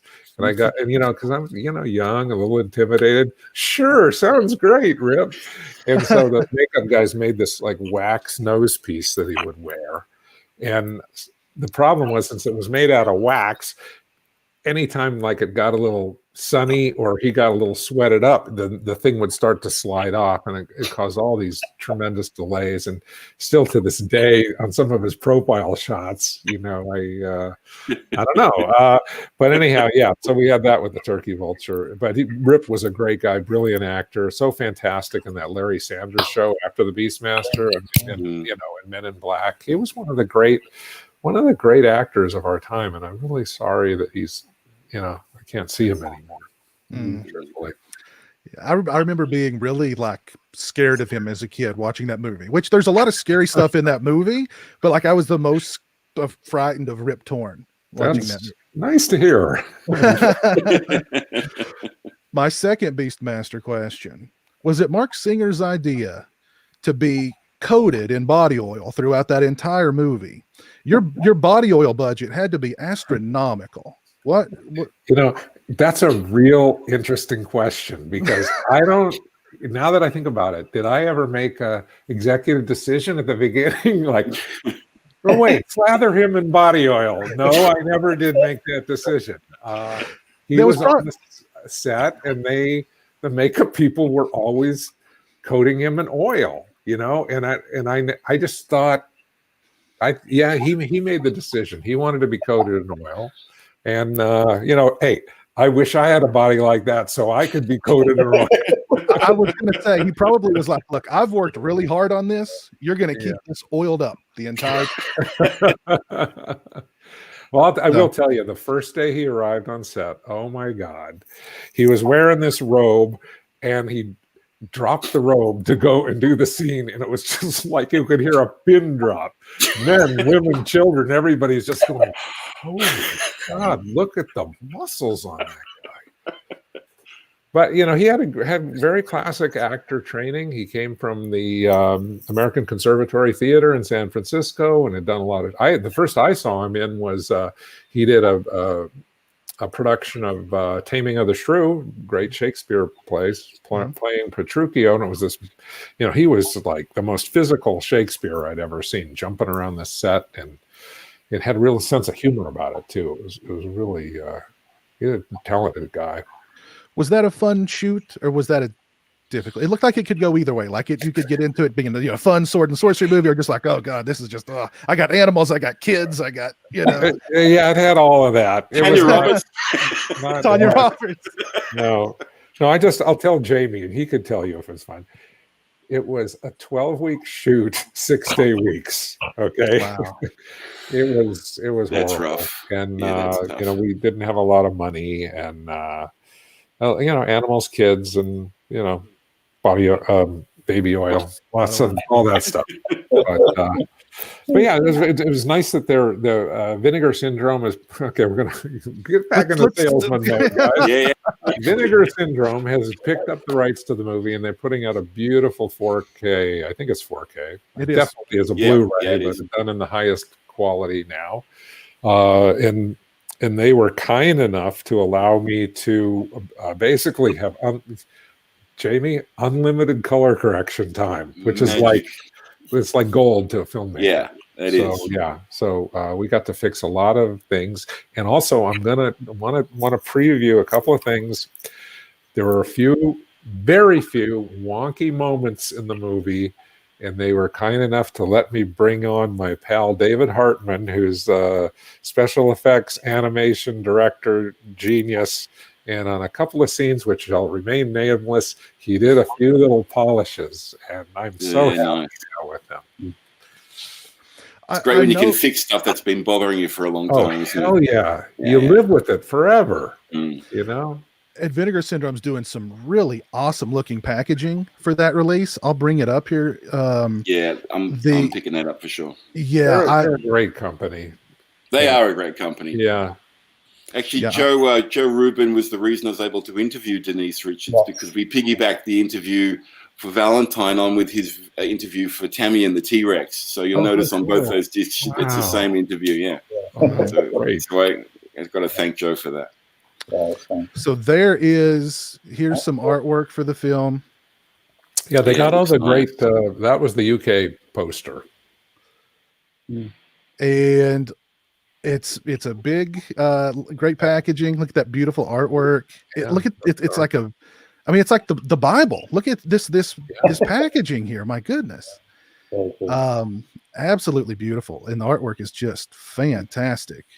They basically collected all the different really cool artworks, which is, I don't know how they got those high quality versions of them. Yeah, absolutely beautiful. I know you're currently trying to track down an original negative of the film. Are you having any luck with that, Don? Sadly, no. This new version is done. We did dig up a wonderful interpositive that was used for this movie and this release, and it looks great. But always you always want to try to go to your original source material, and it's a sorry story, because here's the thing, is that except for the major studios, like with independent films, a lot of times there's no one minding the store and preserving materials. And so at any rate, my producing partner, Paul Pepperman, and I heard about the missing negative, and we established a website called whereisthebeastmaster.com, because we still want to find that for the next 8K or 16K version of it. And anyhow, we haven't turned up any leads. It appears that what happened was sometime in 2013, it was checked out of the Warner Brothers vault and taken to another vault. And then a year after that, it was checked out.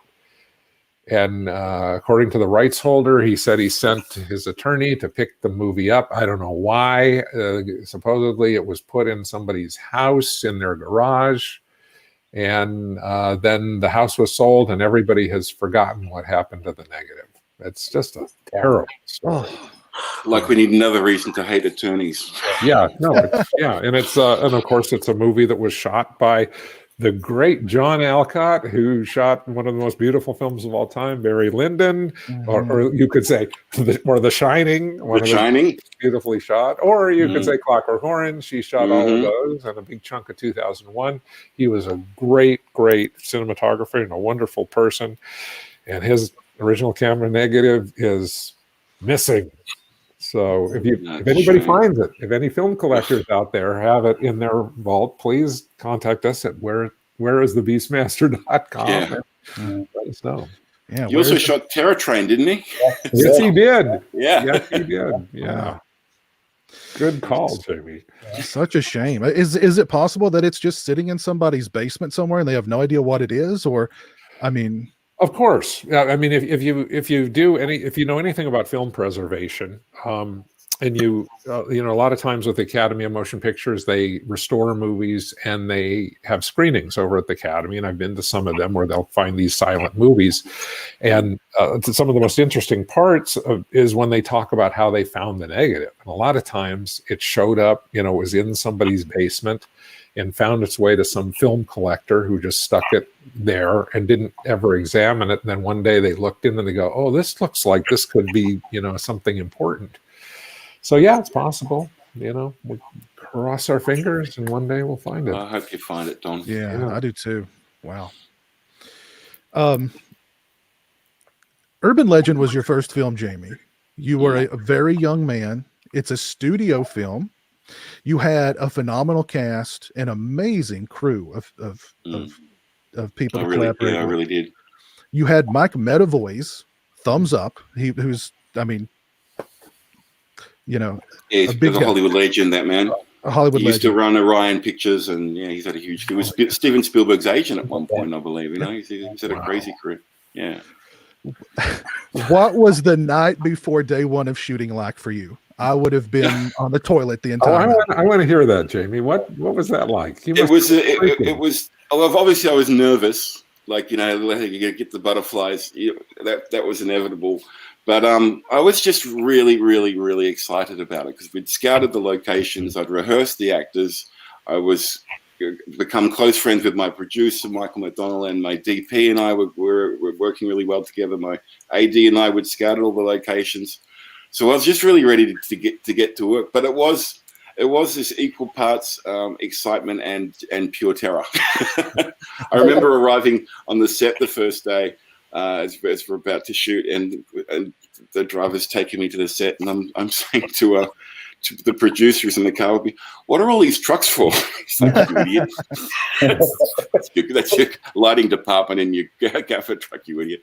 No, it was exciting. It really was crazy. Jamie, you should tell your little time. story about the little dinner that you had before you left with a certain director.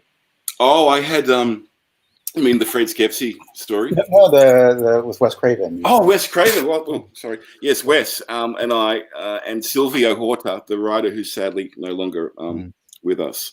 Yeah. We got to go out for dinner one night through Gina Matthews, one of the producers on that movie, with Wes Craven, and it was Jennifer Love Hewitt was there, and Gina, and I think it was just Silvio and I. I was just at Wes's house. And it was lovely. We just got to, sort of talk to him about Scream and the fact that we're doing another film in the wake of Scream, and I told him what a huge fan I was of his, and that Robert Englund was going to be in the movie. All these, so it was just really fun. And I got to ask him about the dog flashback in Hills of Eyes Part 2. I said, to my knowledge, it's the only time a German Shepherd's ever had a flashback. And we had a really fun night with Wes. He was a lovely man. Like everyone says all about him, he's just a really smart, intelligent, lovely guy. Just like, Don, and there's so many lovely guys in the horror genre like Wes. And it was great. I just had a really exciting time. So, yeah, it was great for Silvio too. We both kind of got the blessing from Wes because we're basically going out and exploiting the market that he'd just opened with Scream. No, that was really fun.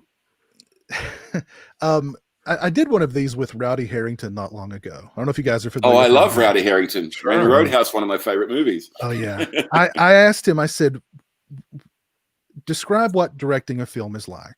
And he said, directing a film is going to war. Don, Jamie, how would you guys describe directing a film? You are sort of battling all the forces pitted against you. I mean, there's a lot of energy sort of directed. Everyone's trying to do the same thing, but often there are politics and there's all sorts of other things happening behind the scenes and other people with other agendas that can happen sometimes.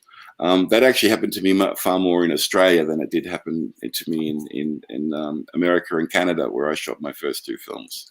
So I had a pretty good experience on my first two movies, I've got to say. Particularly the first one, Urban Legend, was a dream run because I had a fabulous studio and Mike Medavoy, and it just sort of all flowed from the top.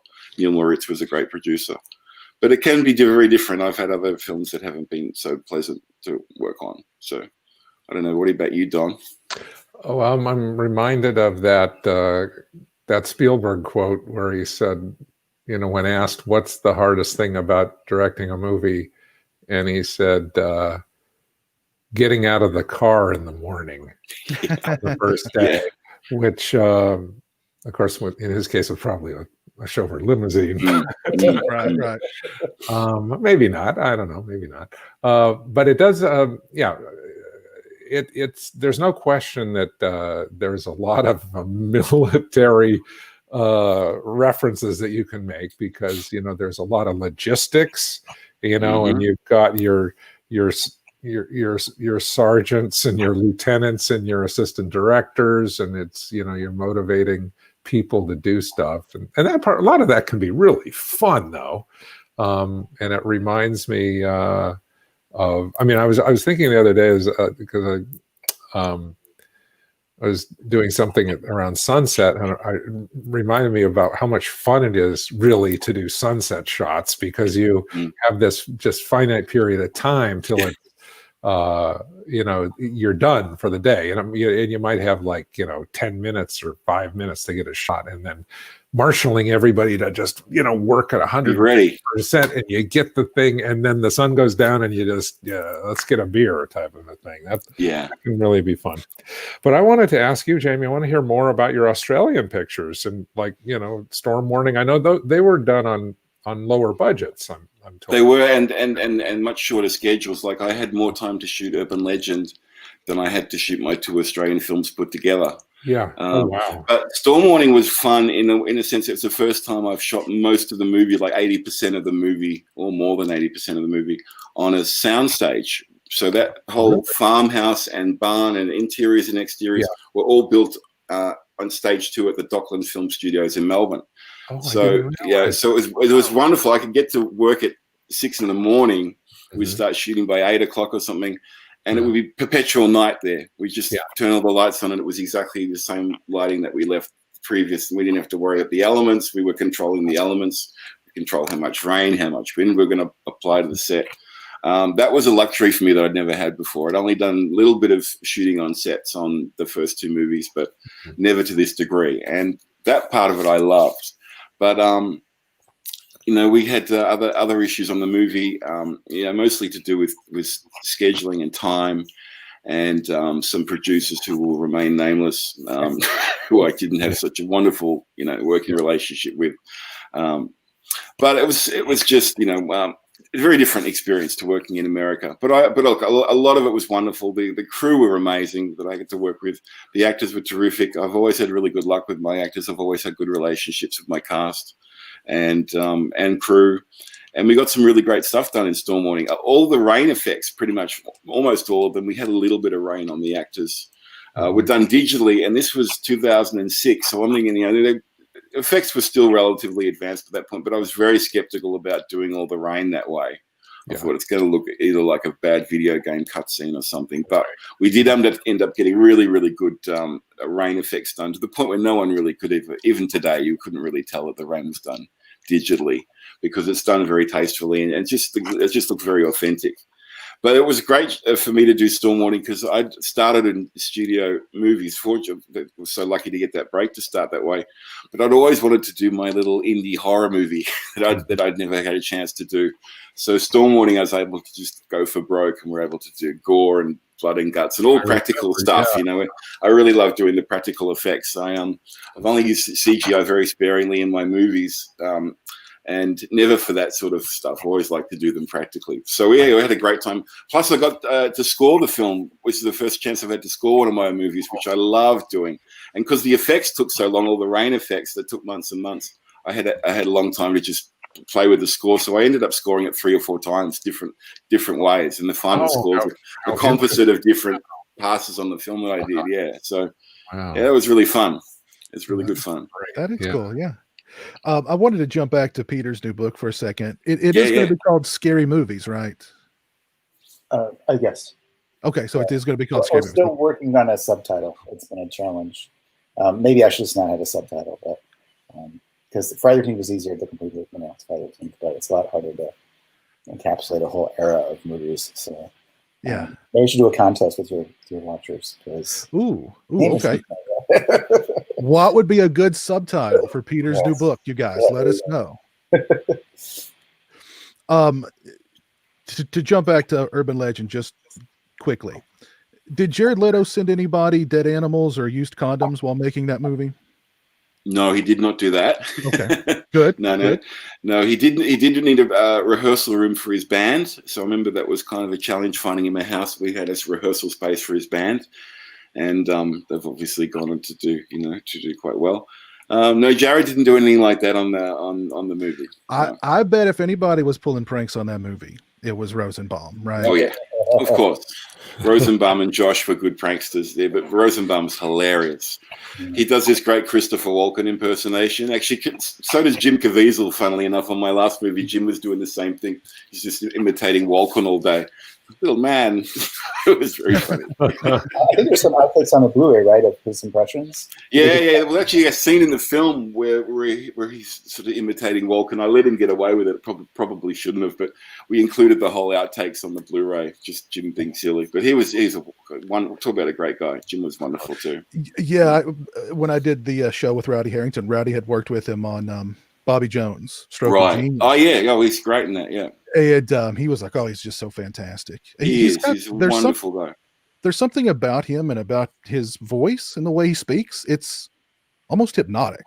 He's got incredibly good piercing eyes and just a top guy. I mean, he really, as a human being, one of the nicest guys I've ever met in my life. He really is. That's good. He's just a kind man through and through, and he's very, very religious. That's very important to him. All that stuff. I'm not religious at all, but we respect that. And he's just a beautiful man, just a great guy. And I one of the happiest working relationships with any actor I've ever had with Jim. Actually, he was really great. Oh, that's great. That's great. That wasn't the last urban legend thing I wanted to ask you. How intimidating was it to direct somebody like a Robert Englund or a Brad Dourif?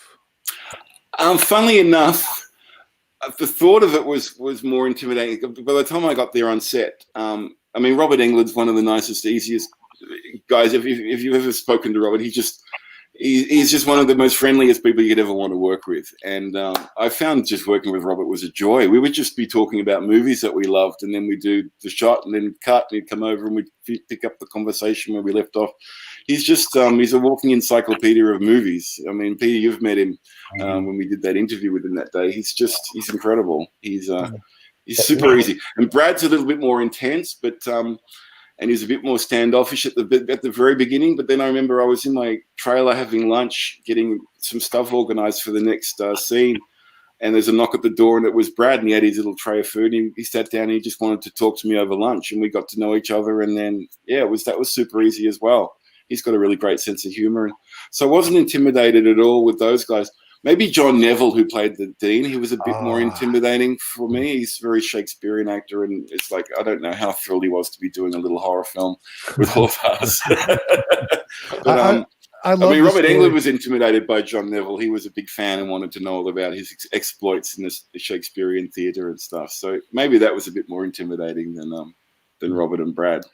I love the story where after his death scene, he stands up and he straightens his jacket and he's like, F off, and he just walks away. Fuck you all, I'm leaving. Yeah.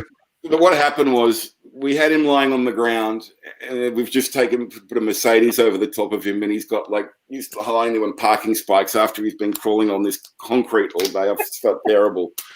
And I've called cut, and Jim, like DP's yelled out, "Hold him down, we're crashing in," meaning we're swinging the lens and we're going to get a close-up of him, and he's just got up, "Fuck you all, I'm leaving." So the next day, the camera crew all had T-shirts like, "Hold him down, we're crashing in." On the back, "Fuck you all, I'm leaving." And I was amazed at the turnover. But, that was not the best way to end my relationship. Oh goodness! If you guys out there watching want to jump on the stream and ask a question of Don, Jamie, or Peter, I'm going to send that link out here momentarily. If you're a patron or a channel member, that link's already available to you. Go ahead, jump into the green room, and we'll get to that momentarily. Don, how does it feel to be a master of horror? Well, I think when you bring that title up, you need to know where it came from, which was, I went to this dinner. It was a lovely dinner hosted by Mick Garris. And he knew all the directors. I had not met that many horror directors. And this was about, I guess it's almost 20 years ago now. And anyway, so Guillermo del Toro was there, along with the other, John Carpenter, Tobe Hooper, Larry Cohen, Stuart Gordon, just some great, wonderful people. And anyway, we had this table and we were making a lot of noise because we were having a lot of fun and laughing and, listening to each person telling stories about their movies. And it turned out everybody were horror geeks. It was just like we're doing here. And there was this woman who was having her birthday, and she was getting a little dominated by all these laughing directors next to her. And the birthday cake came out, and Guillermo del Toro jumps to his feet and very like bends over and goes, "Please accept a happy birthday from the masters of horror," like that. And everybody just laughed, and that became the name of the group, but it was a joke at the time. And that's where it came from. But yeah, I sure enjoyed those dinners. They've become, I haven't been to one in a couple of years now because so many of these lovely gentlemen have passed away, you know, Wes Craven and Toby Hooper and Stewart. And I get a sense that Mick isn't ever since Toby passed away, he just hasn't had the same enthusiasm for hosting them anymore. Yeah, it was so sad. Mick Garrison, he posted a picture of one of the first Masters of Horror dinners. Yeah. And I was looking at that picture and I was just like, oh my God, he's gone. Oh my God. Our Masters of Horror are leaving us. Yeah, really sad. Stuart Gordon was a good friend, and he passed away in the last year. And he had a great quote about horror movies, which was that a horror movie is like a rehearsal for your own death. And I thought, that is, you know, you can go in and you can get slashed up and killed or run over by a car, and then the movie's over and you come out into the sunlight and everything's okay, and then you can go do it again. I thought that was a great take. It's a good quote. Yeah. Mm-hmm. Yeah, it's a very good quote. He was a great director, Stuart Gordon. Yeah, and a very nice guy. Yeah. I'm always fascinated by some of the projects that don't get made, and for what reasons they don't get made. Jamie, I've heard a rumor that you were attached to a Resident Evil film before the Paul W.S. Anderson Resident Evil film. Is that true? He was actually had submitted a take on it, and I went and had a meeting with those guys because I'd actually asked my manager to go and find out who the rights holders were because I wanted to pitch a take on that thing. And then so I had a really good meeting with them, the guys at Constantine Films. And then I went about trying to find a couple of screenwriters to work with me on the pitch that I had, and it was Cormac and Marianne Wibberley. And then we got sort of down the road a little bit with those guys, and then we were all with the same agent, and then they sort of got pulled off the project, which was really sad. The agent said, unless they're going to get paid, my clients aren't working for free or whatever.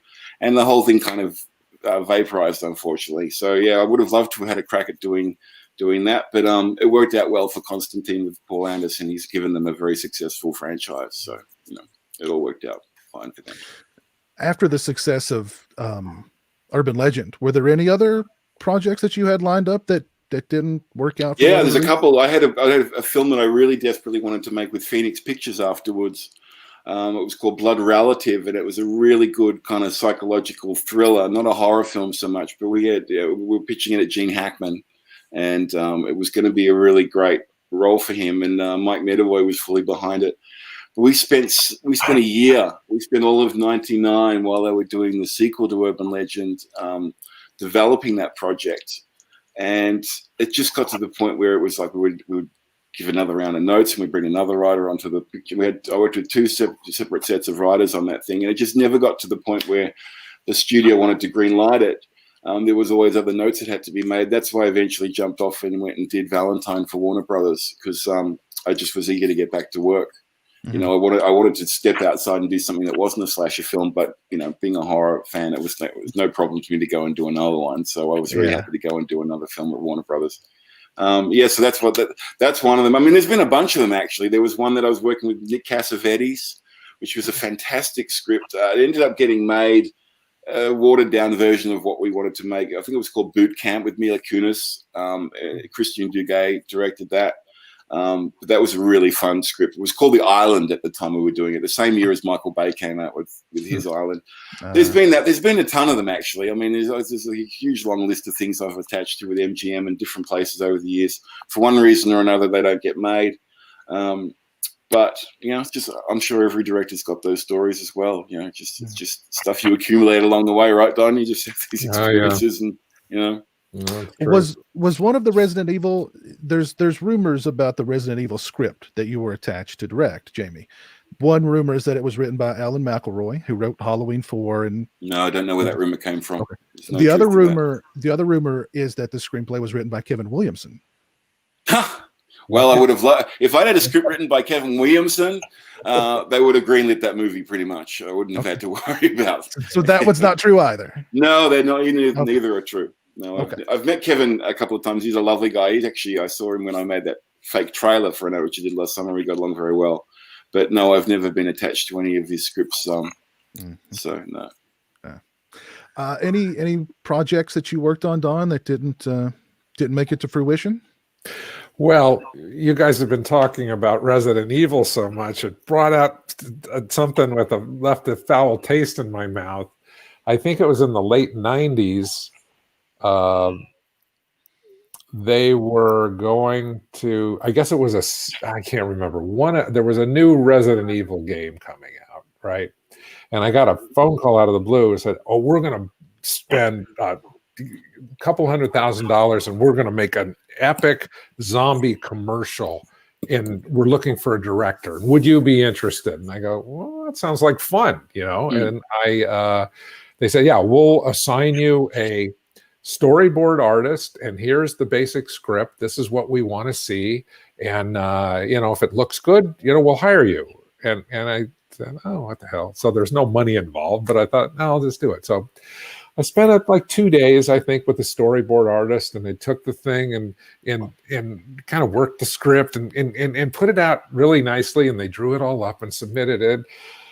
And then a week goes by, 2 weeks go by, nothing. And I called up and said, "Hey, well, whatever happened with this?" I said, "Well, the creator of the game, he got the director that he really wanted to do the movie with, to do the thing with." And I said, "Oh, okay." Figuring, well, maybe I did. I said, well, who is that? And he goes, "George Romero." And I went, why did you give this to me if I was in competition with George Romero? It was just like, I was so furious afterwards that I'd spent so much time on it. But of course they're going to take George Romero, So that was one of them. We do have somebody in the green room who'd like to jump on and ask a question. We've got my buddy AJ. AJ, what's up? How you doing, man? Hello, guys. Hey. You got a question? Hey, yes. I actually, Pizzow, if you will allow me and not get mad at me, I have 3 questions. I should have screened this call. I'm sorry. You should have. Yes, you should have screened it. And the reason I have 3 is because you have one of my favorite movie directors of all time on your show. I'll allow it. That would be Don. You may proceed. Well, thank you. So my first question, which my 2 next ones are more important than my first one, but my first question is dealing with Phantasm. I love Phantasm. I love all 5 of them, some more than others, but I love all 5. That said, you directed in the first 4. I think it's fair to say those are kind of your babies. But then the 5th one, you weren't entirely involved with, at least in terms of directing. And then I know, Angus has left us since then, and it's probably the last one I'm thinking. Was it hard for you to kind of say goodbye to it, and to kind of hand it over to another director, being that you had been so involved? It was your baby for 1 through 4 like that? No, thanks for the question. That's really sweet of you.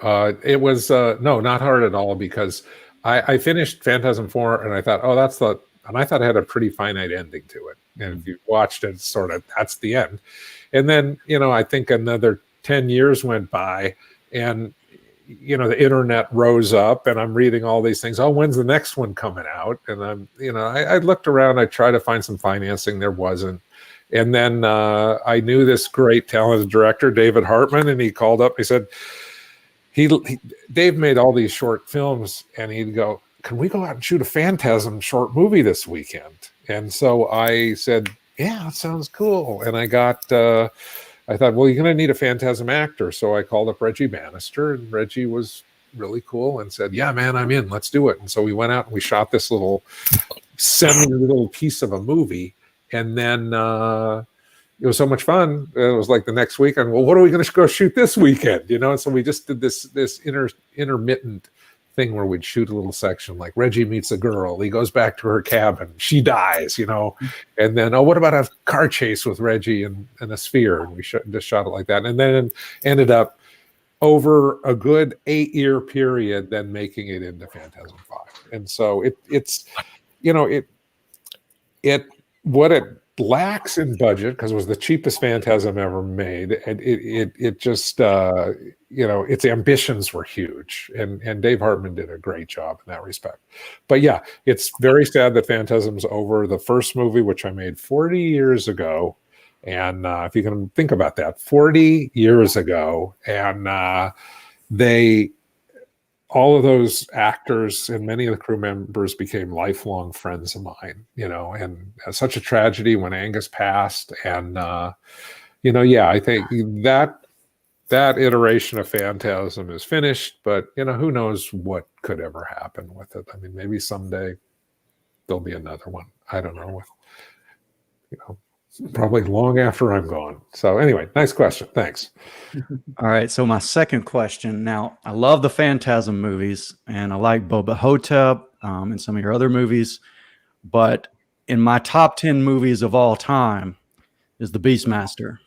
I love The Beastmaster so much. And, I'm a guy who in my early, and Beastmaster was a part of this. Okay. You know this now. Beastmaster was a part of this because in my early years, I became I liked He-Man and I liked Dar and the Beastmaster. I became kind of transfixed with that masculine look, Yeah. And so in my teen years, I got into bodybuilding.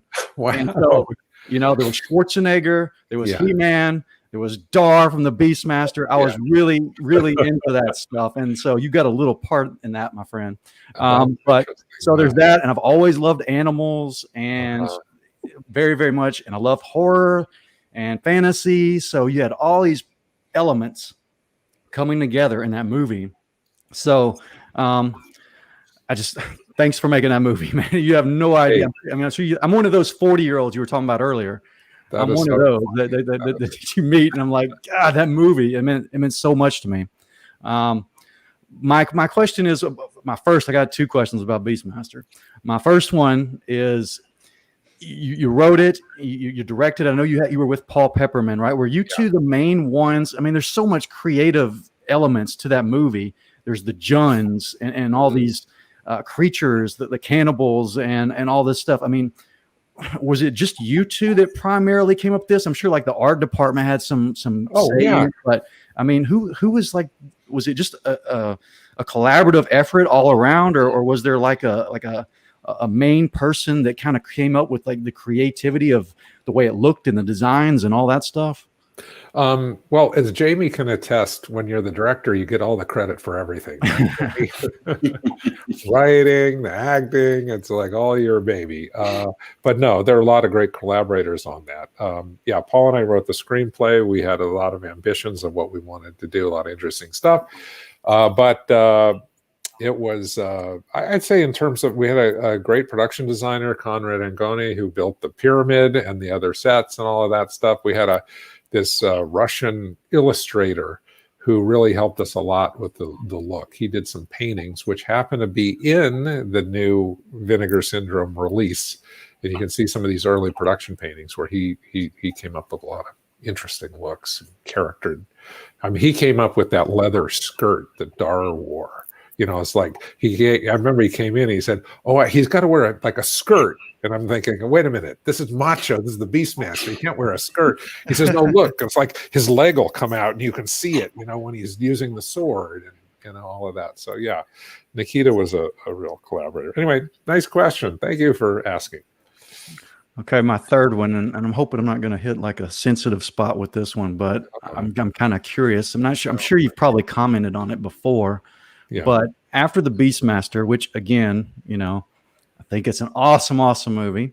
But there were sequels after that, and I don't think you had any direct, interaction with that or involvement with it or anything. I don't think. But when those were announced or they came out, what was your thoughts on what the process of them being made and the product that you actually saw, if you saw it? Wait, you're talking about the movie where the Beastmaster goes through the portal and he's riding around in a Porsche with the girl around San Diego? Yeah. That one? That one. That's all I have to say about that movie. I was gonna ask Don about the Beastmaster sequels, but then I figured he'd be like, "Well, look, I gotta go." Well, actually, I do gotta go pretty soon because I gotta get my dinner, guys. But Okay. This is 2.5 hours we're at. Yeah. But that was an excellent question. If you want to have some fun being a diehard Beastmaster fan, I know it'll bring up some good feelings from you. There's a YouTube video called Beastmaster Jr.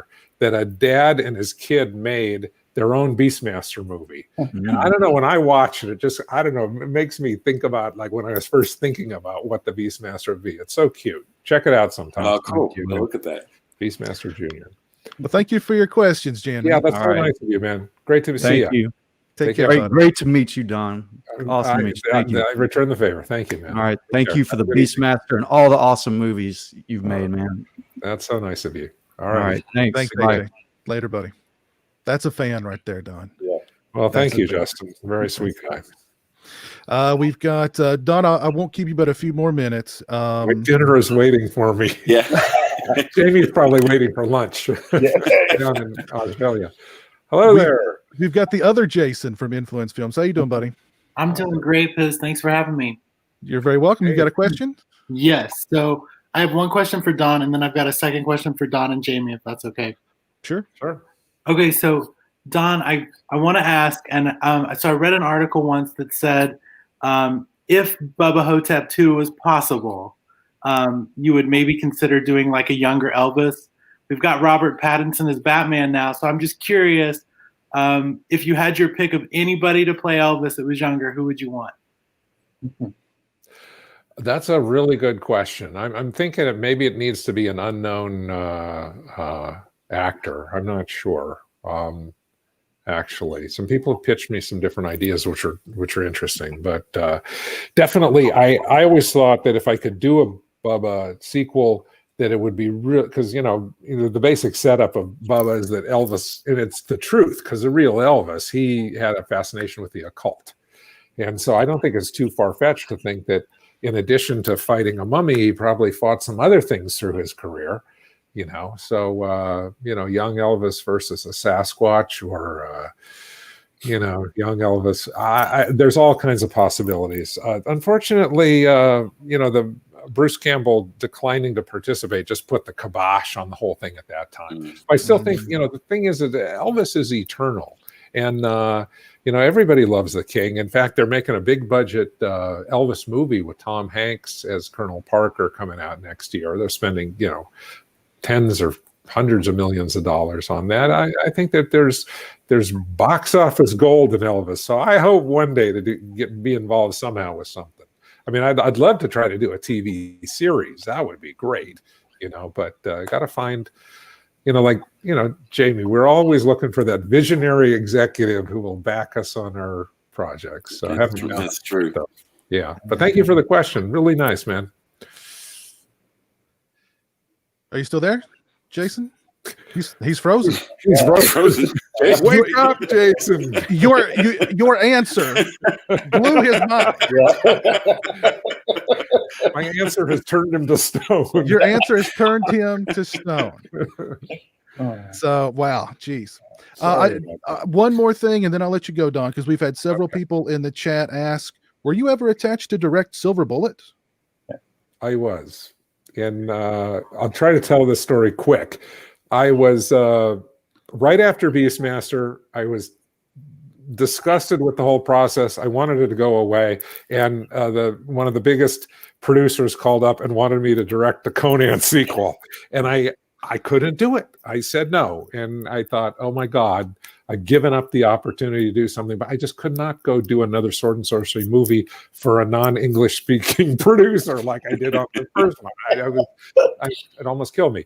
So anyway, about 6 months later, it looked like a really smart idea because I got this phone call from Dino, my buddy, and he's going, "Oh no, I've got another movie. I want you to read it." And I was like, "It's by Stephen King," and I was like going, "Oh yes, send it over." And I was waiting for because this is like Jamie mentioned earlier, waiting for the delivery guy to come with the script. Yeah. Before they could email them. And there's a knock on the door, and the guy comes up, and it's a book, but it's not really a book. It's a calendar that Stephen King did with Bernie Wrightson. Cycle of the Werewolf. Where, they basically, their conceit was that the werewolf would strike every holiday. And so they had each calendar page, like on January, on New Year's Day, the werewolf strikes. February, Valentine's Day, the werewolf strikes. March, St. Patrick's Day, the werewolf strikes. And then there would be a glorious picture by Bernie Wrightson with like about this much text. Yeah. But the basic storyline was really cool. But the problem was that they never had a screenplay, and Stephen King never had time to do the screenplay. And he had obviously had a lot of stuff going on and was making a lot of different movies, didn't want to do it. So wrapping it all up, there was never a script. I was invited to New York to collaborate on a screenplay with Dino's translator, because Dino only read scripts translated to Italian. So this guy had to translate every script. And so the super nice guy named Sergio Altieri, unfortunately no longer with us, but Sergio and I had a good relationship. We wrote a screenplay. We kept the month thing, but always had these problems. And we were complaining to Dino we had problems adapting the thing. So then one day he says, Stephen King's coming to New York, or he's in Dino voice, Stephen King is coming to New York and you will meet with him, Great. So we go up to Dino's office, we're waiting to meet, and King comes in. Nicest guy you ever want to meet. Smartest guy you ever want to meet, funniest guy you ever want to meet, just and modest. All he wanted to do was talk about Phantasm and the ball. And I'm going, oh wait, say all of a sudden, no, tell me more about that. Just a really cool, great guy. And so we said, listen, Stephen, first off, will you write the screenplay? No, I don't have time. And I said, well, we have these structural problems, and Sergio had a list, and we told him all these problems. He goes, okay, I'll go think about it. Maybe I'll come up with some ideas for you. So about 3 days later, I got a call from Sergio, and he says, we have to go over to Dino's office. Stephen King has sent us something. And we got this fax, and it was like 3 single space pages. He answered every question that we had with ways to work around everything. It was like the complete holy grail to the adapting the thing. And Sergio and I were so excited, and we go in to meet with Dino, and Dino's sitting there reading us, and he's like, and he goes, and he just threw it over his shoulder. Like, that was it. He didn't want to use any of those things. And then, so he didn't like our script, and he didn't like Stephen's ideas. And I went back to LA, and then I heard that they'd got another script, and then finally Stephen had written a script, and then that they had a new director, and so I wasn't involved, and that was just. But anyway, that was my whole story, and it was way too long at this point in the evening. That would have been excellent if you could have directed that. Wow. Yeah, I did have something to do with the title, though, because in our script, I remember I wanted to start the script with the movie with shots of like molten silver, going to be formed into bullets. And then I also had a conceit where on the back of the kid's wheelchair was like Silver Bullet Manufacturing Company or something like that. So I kind of brought the subject of Silver Bullet up. So my buddy Garrett, I know he has a quick question for you, Don. Garrett, please be quick. All right, I'm going to be very quick, guys. Hey, thank you guys so much for having me on, Piz. Thank you. Don, huge fan, man. Phantasm, one of my favorite movies of all time. I do have a quick question, though. Another one of my favorite movies is Kenny and Company, and I'm not sure if we talked about it at all today, but any possibility that movie will get a re-release or an upgrade on Blu-ray or 4K in the near future? Hey, thank you for the question. Thanks for bringing that up. It was the second movie I made. Might be most proud of Kenny and Company. It was like a lot of my childhood in there. Answer is nothing in the pipeline. There was a Japanese Blu-ray put out a year or two ago. So that's legit then. I saw. Oh that. yeah. That is legit. But Okay. I'm not sure what region code it's on. It may be Japanese region, or it may not. But so you could check that out. I'd love to do a restoration. The problem there is is that 20th Century Fox had the U.S. rights to it, and they were sold to Disney. And I was trying to work to get the Shout Factory, I think it was to maybe do Kenny and Company with a good producer over there named Cliff McMillan.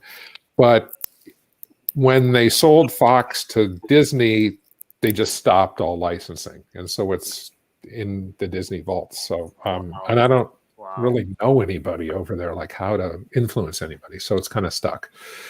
That's unfortunate, man. Yeah. But thank you for bringing that up, and keep an eye on my social media, because I'm trying to get something done with that at some point. I definitely will, man. Hey, thank you guys again so much. Great show. And thank you guys. Thanks, Piss. Hey, thanks, man. Take care, man. Don, thank you so much for spending time with us tonight, man. You've been awesome. Hey, Jamie, thanks for inviting me. Peter, great to reconnect. It's been it's great to see you, Don. Love you, brother.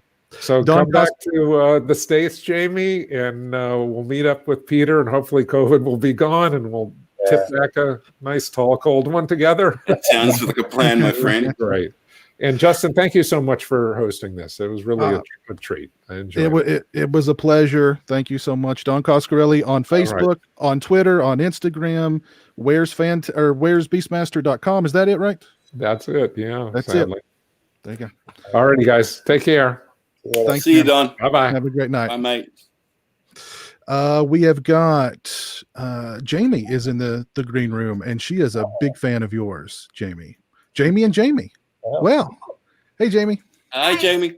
How you guys How you doing? Good. How you doing? Good. I just wanted to tell you that I absolutely love Urban Legend. I watched it again the other night, and I had totally forgotten how much I absolutely love the fantastic twist at the end. I knew who that. Of course, I remembered that the killer was her, but I just thought that twist was just genius. And Rebecca Gayheart with her raspy voice, she did that whole thing up really well. She was actually quite scary. I really liked it. She auditioned a few times for that. She did an amazing job, and it was that last scene that we really got her to do for us over and over again. It was down to her and another actress, and Rebecca just she got that role. It was the hair. The crazy hair really, that helped. Yeah, the doll line when she says, she says doll. It blows me away every time I hear it. I really love that. I also really like the dialogue. I think the dialogue in that movie is fantastic. Yeah, Silvio did a great job. He had a very snappy way about him. It's very realistic, I think. And Valentine is a highly underrated movie. I think more people need to know about. I think that Valentine is one of the best that came out of that era. So I think. Thank you very much. I appreciate that a lot. You're welcome. But that's really all I wanted to say, because I don't really have any questions. I just wanted to tell you how much I loved it. It's so sweet of you, Jamie. Thank you very, very much. You're welcome. Yeah, thanks for joining us, Jamie. Yeah, we'll see you guys later. All right, have a good night. Bye. Thank you. Bye. Let's see. My buddy Dan has a question for Peter. Piz, can you ask Peter, was it a challenge to get the Friday the 13th book done? It's such an excellent book. It seems it would have taken such a long time. It's a fantastic book. I did it in 3 weeks. It was easy. Yeah, no, it was one of those things where it started out. I don't know how. I don't know if and there's no one you're directing a movie or anything, but I don't know if Jamie, do you feel like you start something out, you have all this adrenaline, and then it's only like in the middle when you realize what you got yourself into? Yeah, exactly. You realize how far away the finish line is. Yeah. So it was about halfway. It took 3 years to do that book. Wow. Well, because at the beginning I was like, I'll do like 20 interviews. It'll just be this little thing, and it kept growing and growing, and then that's what. that's when it's like, oh my God, what have I done? And there's all this pressure. I don't know. I mean, James, I'm sure it's the same for you. Like you're shooting a movie, and then you got a release date, and there's just that pressure. Like you have. Oh, it is. Yeah, you know exactly what I'm. Yeah. Yeah, it was difficult, but every day it was a pleasure. I mean, I get to get up and talk about Friday the 13th, and I had those movies on in a loop for like 2 years straight. Yeah, so I mean, it's not work. Like, oh my God, I have to talk to Betsy Palmer today. Oh, exactly. Yeah. It's like Amy Still's calling again. Gee, yeah. Totally, no, it's great. Yeah, but that had to be a really special thing to get more and more people involved and to be interviewing, like it gets like a momentum. Like the new book, it's been a little. That's the hard thing. Cause I have to stop. I can't do any more interviews at a certain point. Is once you do a certain number of interviews, then it gets easier because everyone's like, oh, well, let me call this person for you, or you don't even know. Right. So now it's like, well, I can't say no now. So at a certain point, you gotta kind of, you have to let it go, and you can't do something forever. So there's worse problems to have than that. Yeah. Uncanny Spirit says, question for everyone. What is one of the most important films that has had a permanent influence on your life? You go first, Jamie. Wow. Maybe Jaws. And I mean, really The Fog, I guess, like you, Peter, it's my favorite film. It was the first one that I saw. I guess that's had the most important impact on my life because it set me on that path.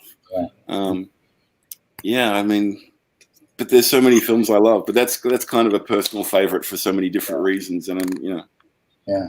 Well, it's so funny because what Don was saying before, that for me, The Fog was the movie that was the first time I realized in the theater, like, oh, like someone had to direct this, someone had to light this, and you realize, oh, filmmaker, and that's when it's like, oh wow, like people do this for a living, like, and then you start reading all the magazines. So that's what set me on the path of like actually loving film. It sounds cheesy, like as an art form. I think most people like movies. They go see a movie and they go home, and that's great. But people like us, like, you want to know how it's made, and dissecting it and ingesting it and living it is so exciting that it clicks that switch of passion, wherever that comes from.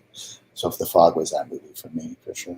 Yeah, isn't that funny? We both got the same movie. Yeah, I think True Romance was that movie for me.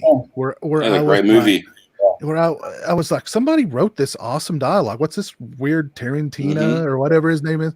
And like, this movie's really such a great looking movie. Tony Scott directed it. What else has he done? And such a phenomenal cast. And that movie has such an attitude about it. That was the one that really woke me up to the fact that this can be an art, and that there's really talented people behind making movies. So that was the one for me. Oh, that's cool. Yeah, it's a good one. My buddy Nico says, I'm camera shy tonight. Could you ask the panel what their favorite non-horror films are? It's always hard when you get asked what's your favorite, because it excludes so many other movies. It's very hard to pick a favorite non-horror movie. I mean, I could name 200. I don't know. What about you, Peter? I love like my era, I guess, was the 70s and late 60s through early 80s is like the prime. So actually kind of weird choices. I love The Graduate, a movie called Jane Fonda. It's one of my favorites. I love Ordinary People. It's a drama. I guess I feel like I'm missing some. Blade Runner is another one. Yeah. So Blade Runner is one of those movies. Every time it gets released, I have to buy it. I don't. Whatever it is, I just have to buy it. It's like Evil Dead, we've got to have every edition of Evil Dead. Yeah, exactly. I like discovering like movie, like it's always fun to ask like favorite, like my favorite Spielberg movie is The Sugarland Express, which no one ever talks about. So it's a good fun one, yeah. It's always fun to like discover the unusual movies from a director that you love. That that's kind of fun. I like those kind of questions are cool. Some of my favorite non-horror movies, True Romance would be right up there. Michael Mann's Heat, The Thin Red Line. Let's see. Great. Jaws is a horror movie, right?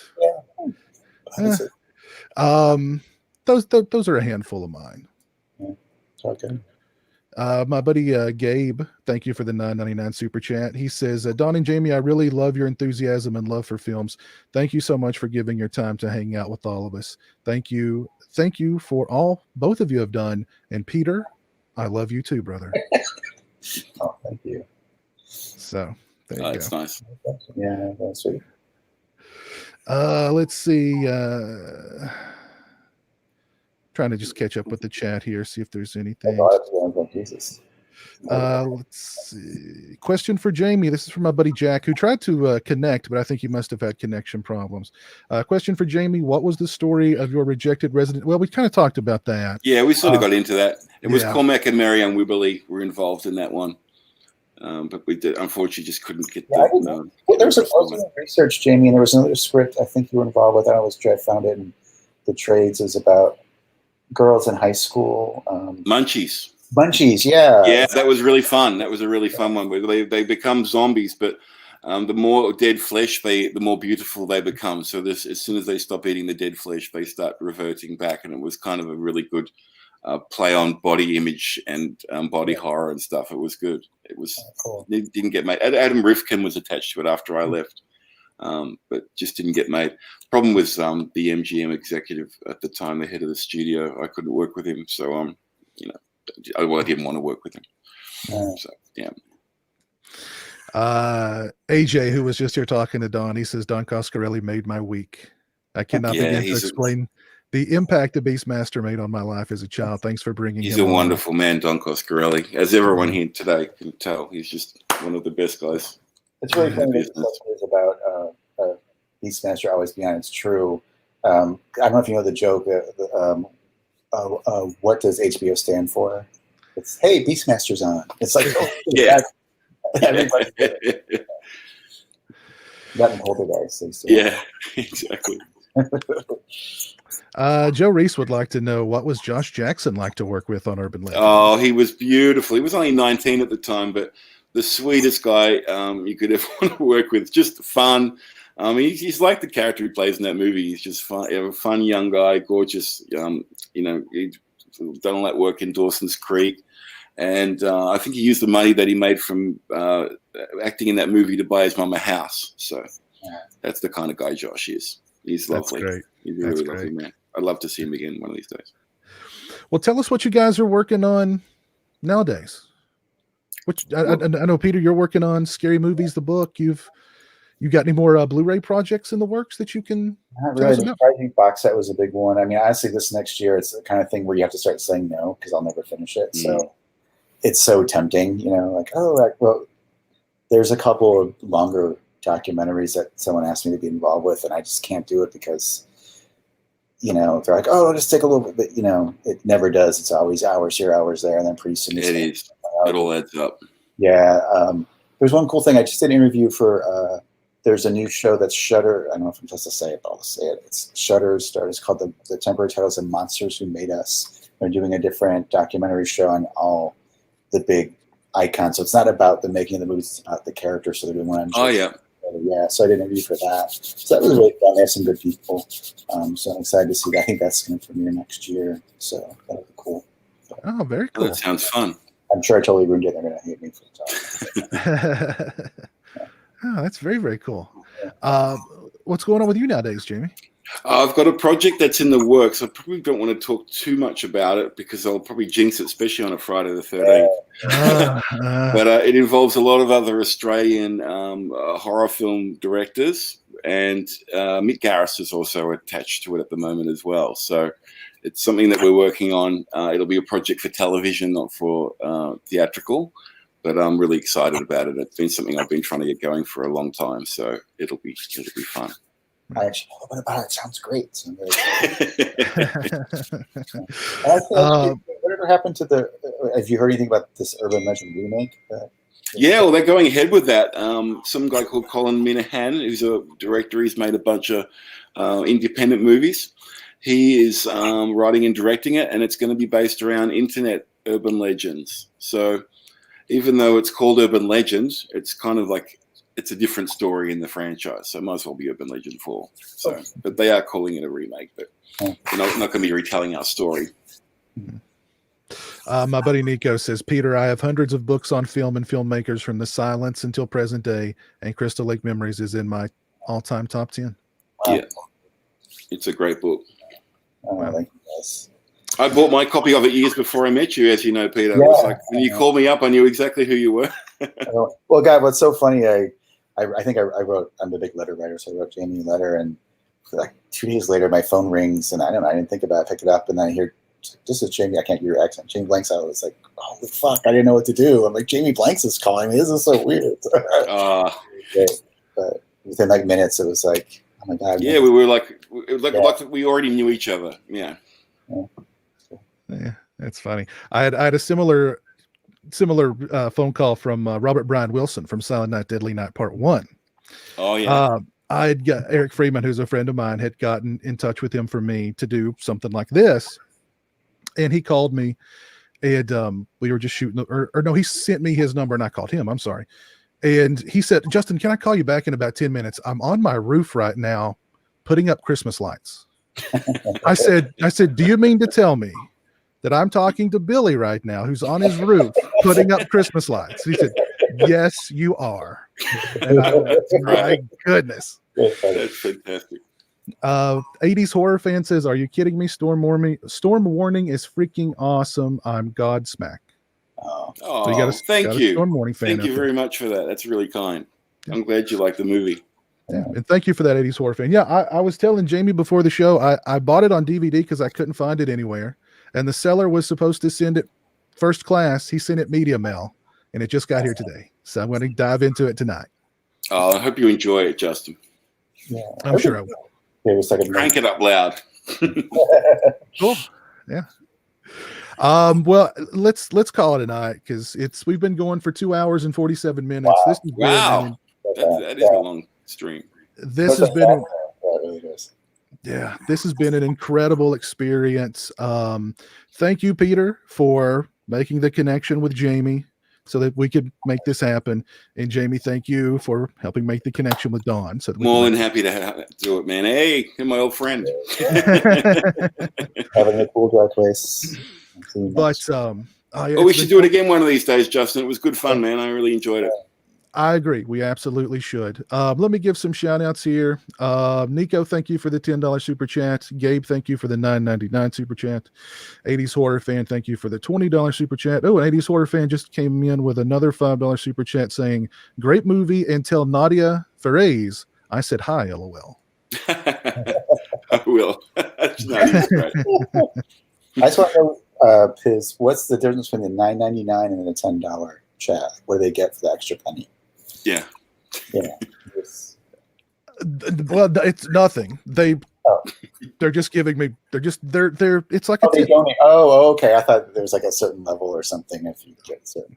Oh, okay. They just appreciate what we're doing here. Oh, nice. So, but I appreciate the super chats. PlayStation 9, thank you for the bits on Twitch. Let's see who's still with us tonight.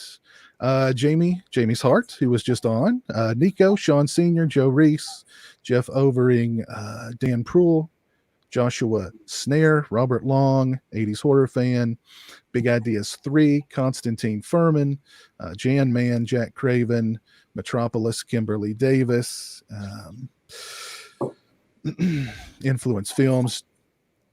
Yeah, we've had a very lively chat tonight. Not Morgan Freeman, not to be confused with the Morgan Freeman. Born to be Rad, my buddy Garrett, Co-op Schneider. Thank you guys for tuning in over on YouTube. Thank you, Uncanny Spirit, PlayStation 9, Killer Cutie 7, and Nocturnal 91 for tuning in over on Twitch. There's Scary Jerry and Mr. Chatsy also on Twitch. Thank you guys for tuning in. And Envy Davler, thank you. This has been a fantastic experience. Thank you guys again for joining us. It's been an absolute pleasure, and we'll have to do it again sometime soon, I hope. Absolutely. It sounds like a plan, man. I hope things are going well in Australia. You guys are safe. Yeah. Thank you, my friend. Hope you're well too. We should catch up soon on Skype. On containing COVID, you guys are doing a much better job. Yeah, we did a really good job. We've actually 14 days, no new cases. So, wow, that's excellent. Yeah. Are you guys just doing the lockdown thing, or what are you? Lockdown, doing? wearing masks. Got a leader who is in the complete party clowns. It sort of helps. I think we had like 140,000 cases here in just one day. It's terrible. Well, you'll have a real president soon. Yeah. But again, thank you all for tuning in, and it's been just an absolute pleasure. And I'll play you guys out with some music. And yeah, thanks again for tuning in. Awesome. Have a great rest of your Friday the 13th, and stay Cheers, safe. guys. Yeah, thank you. Stay guys. safe. Stay healthy. Bye now. Peace.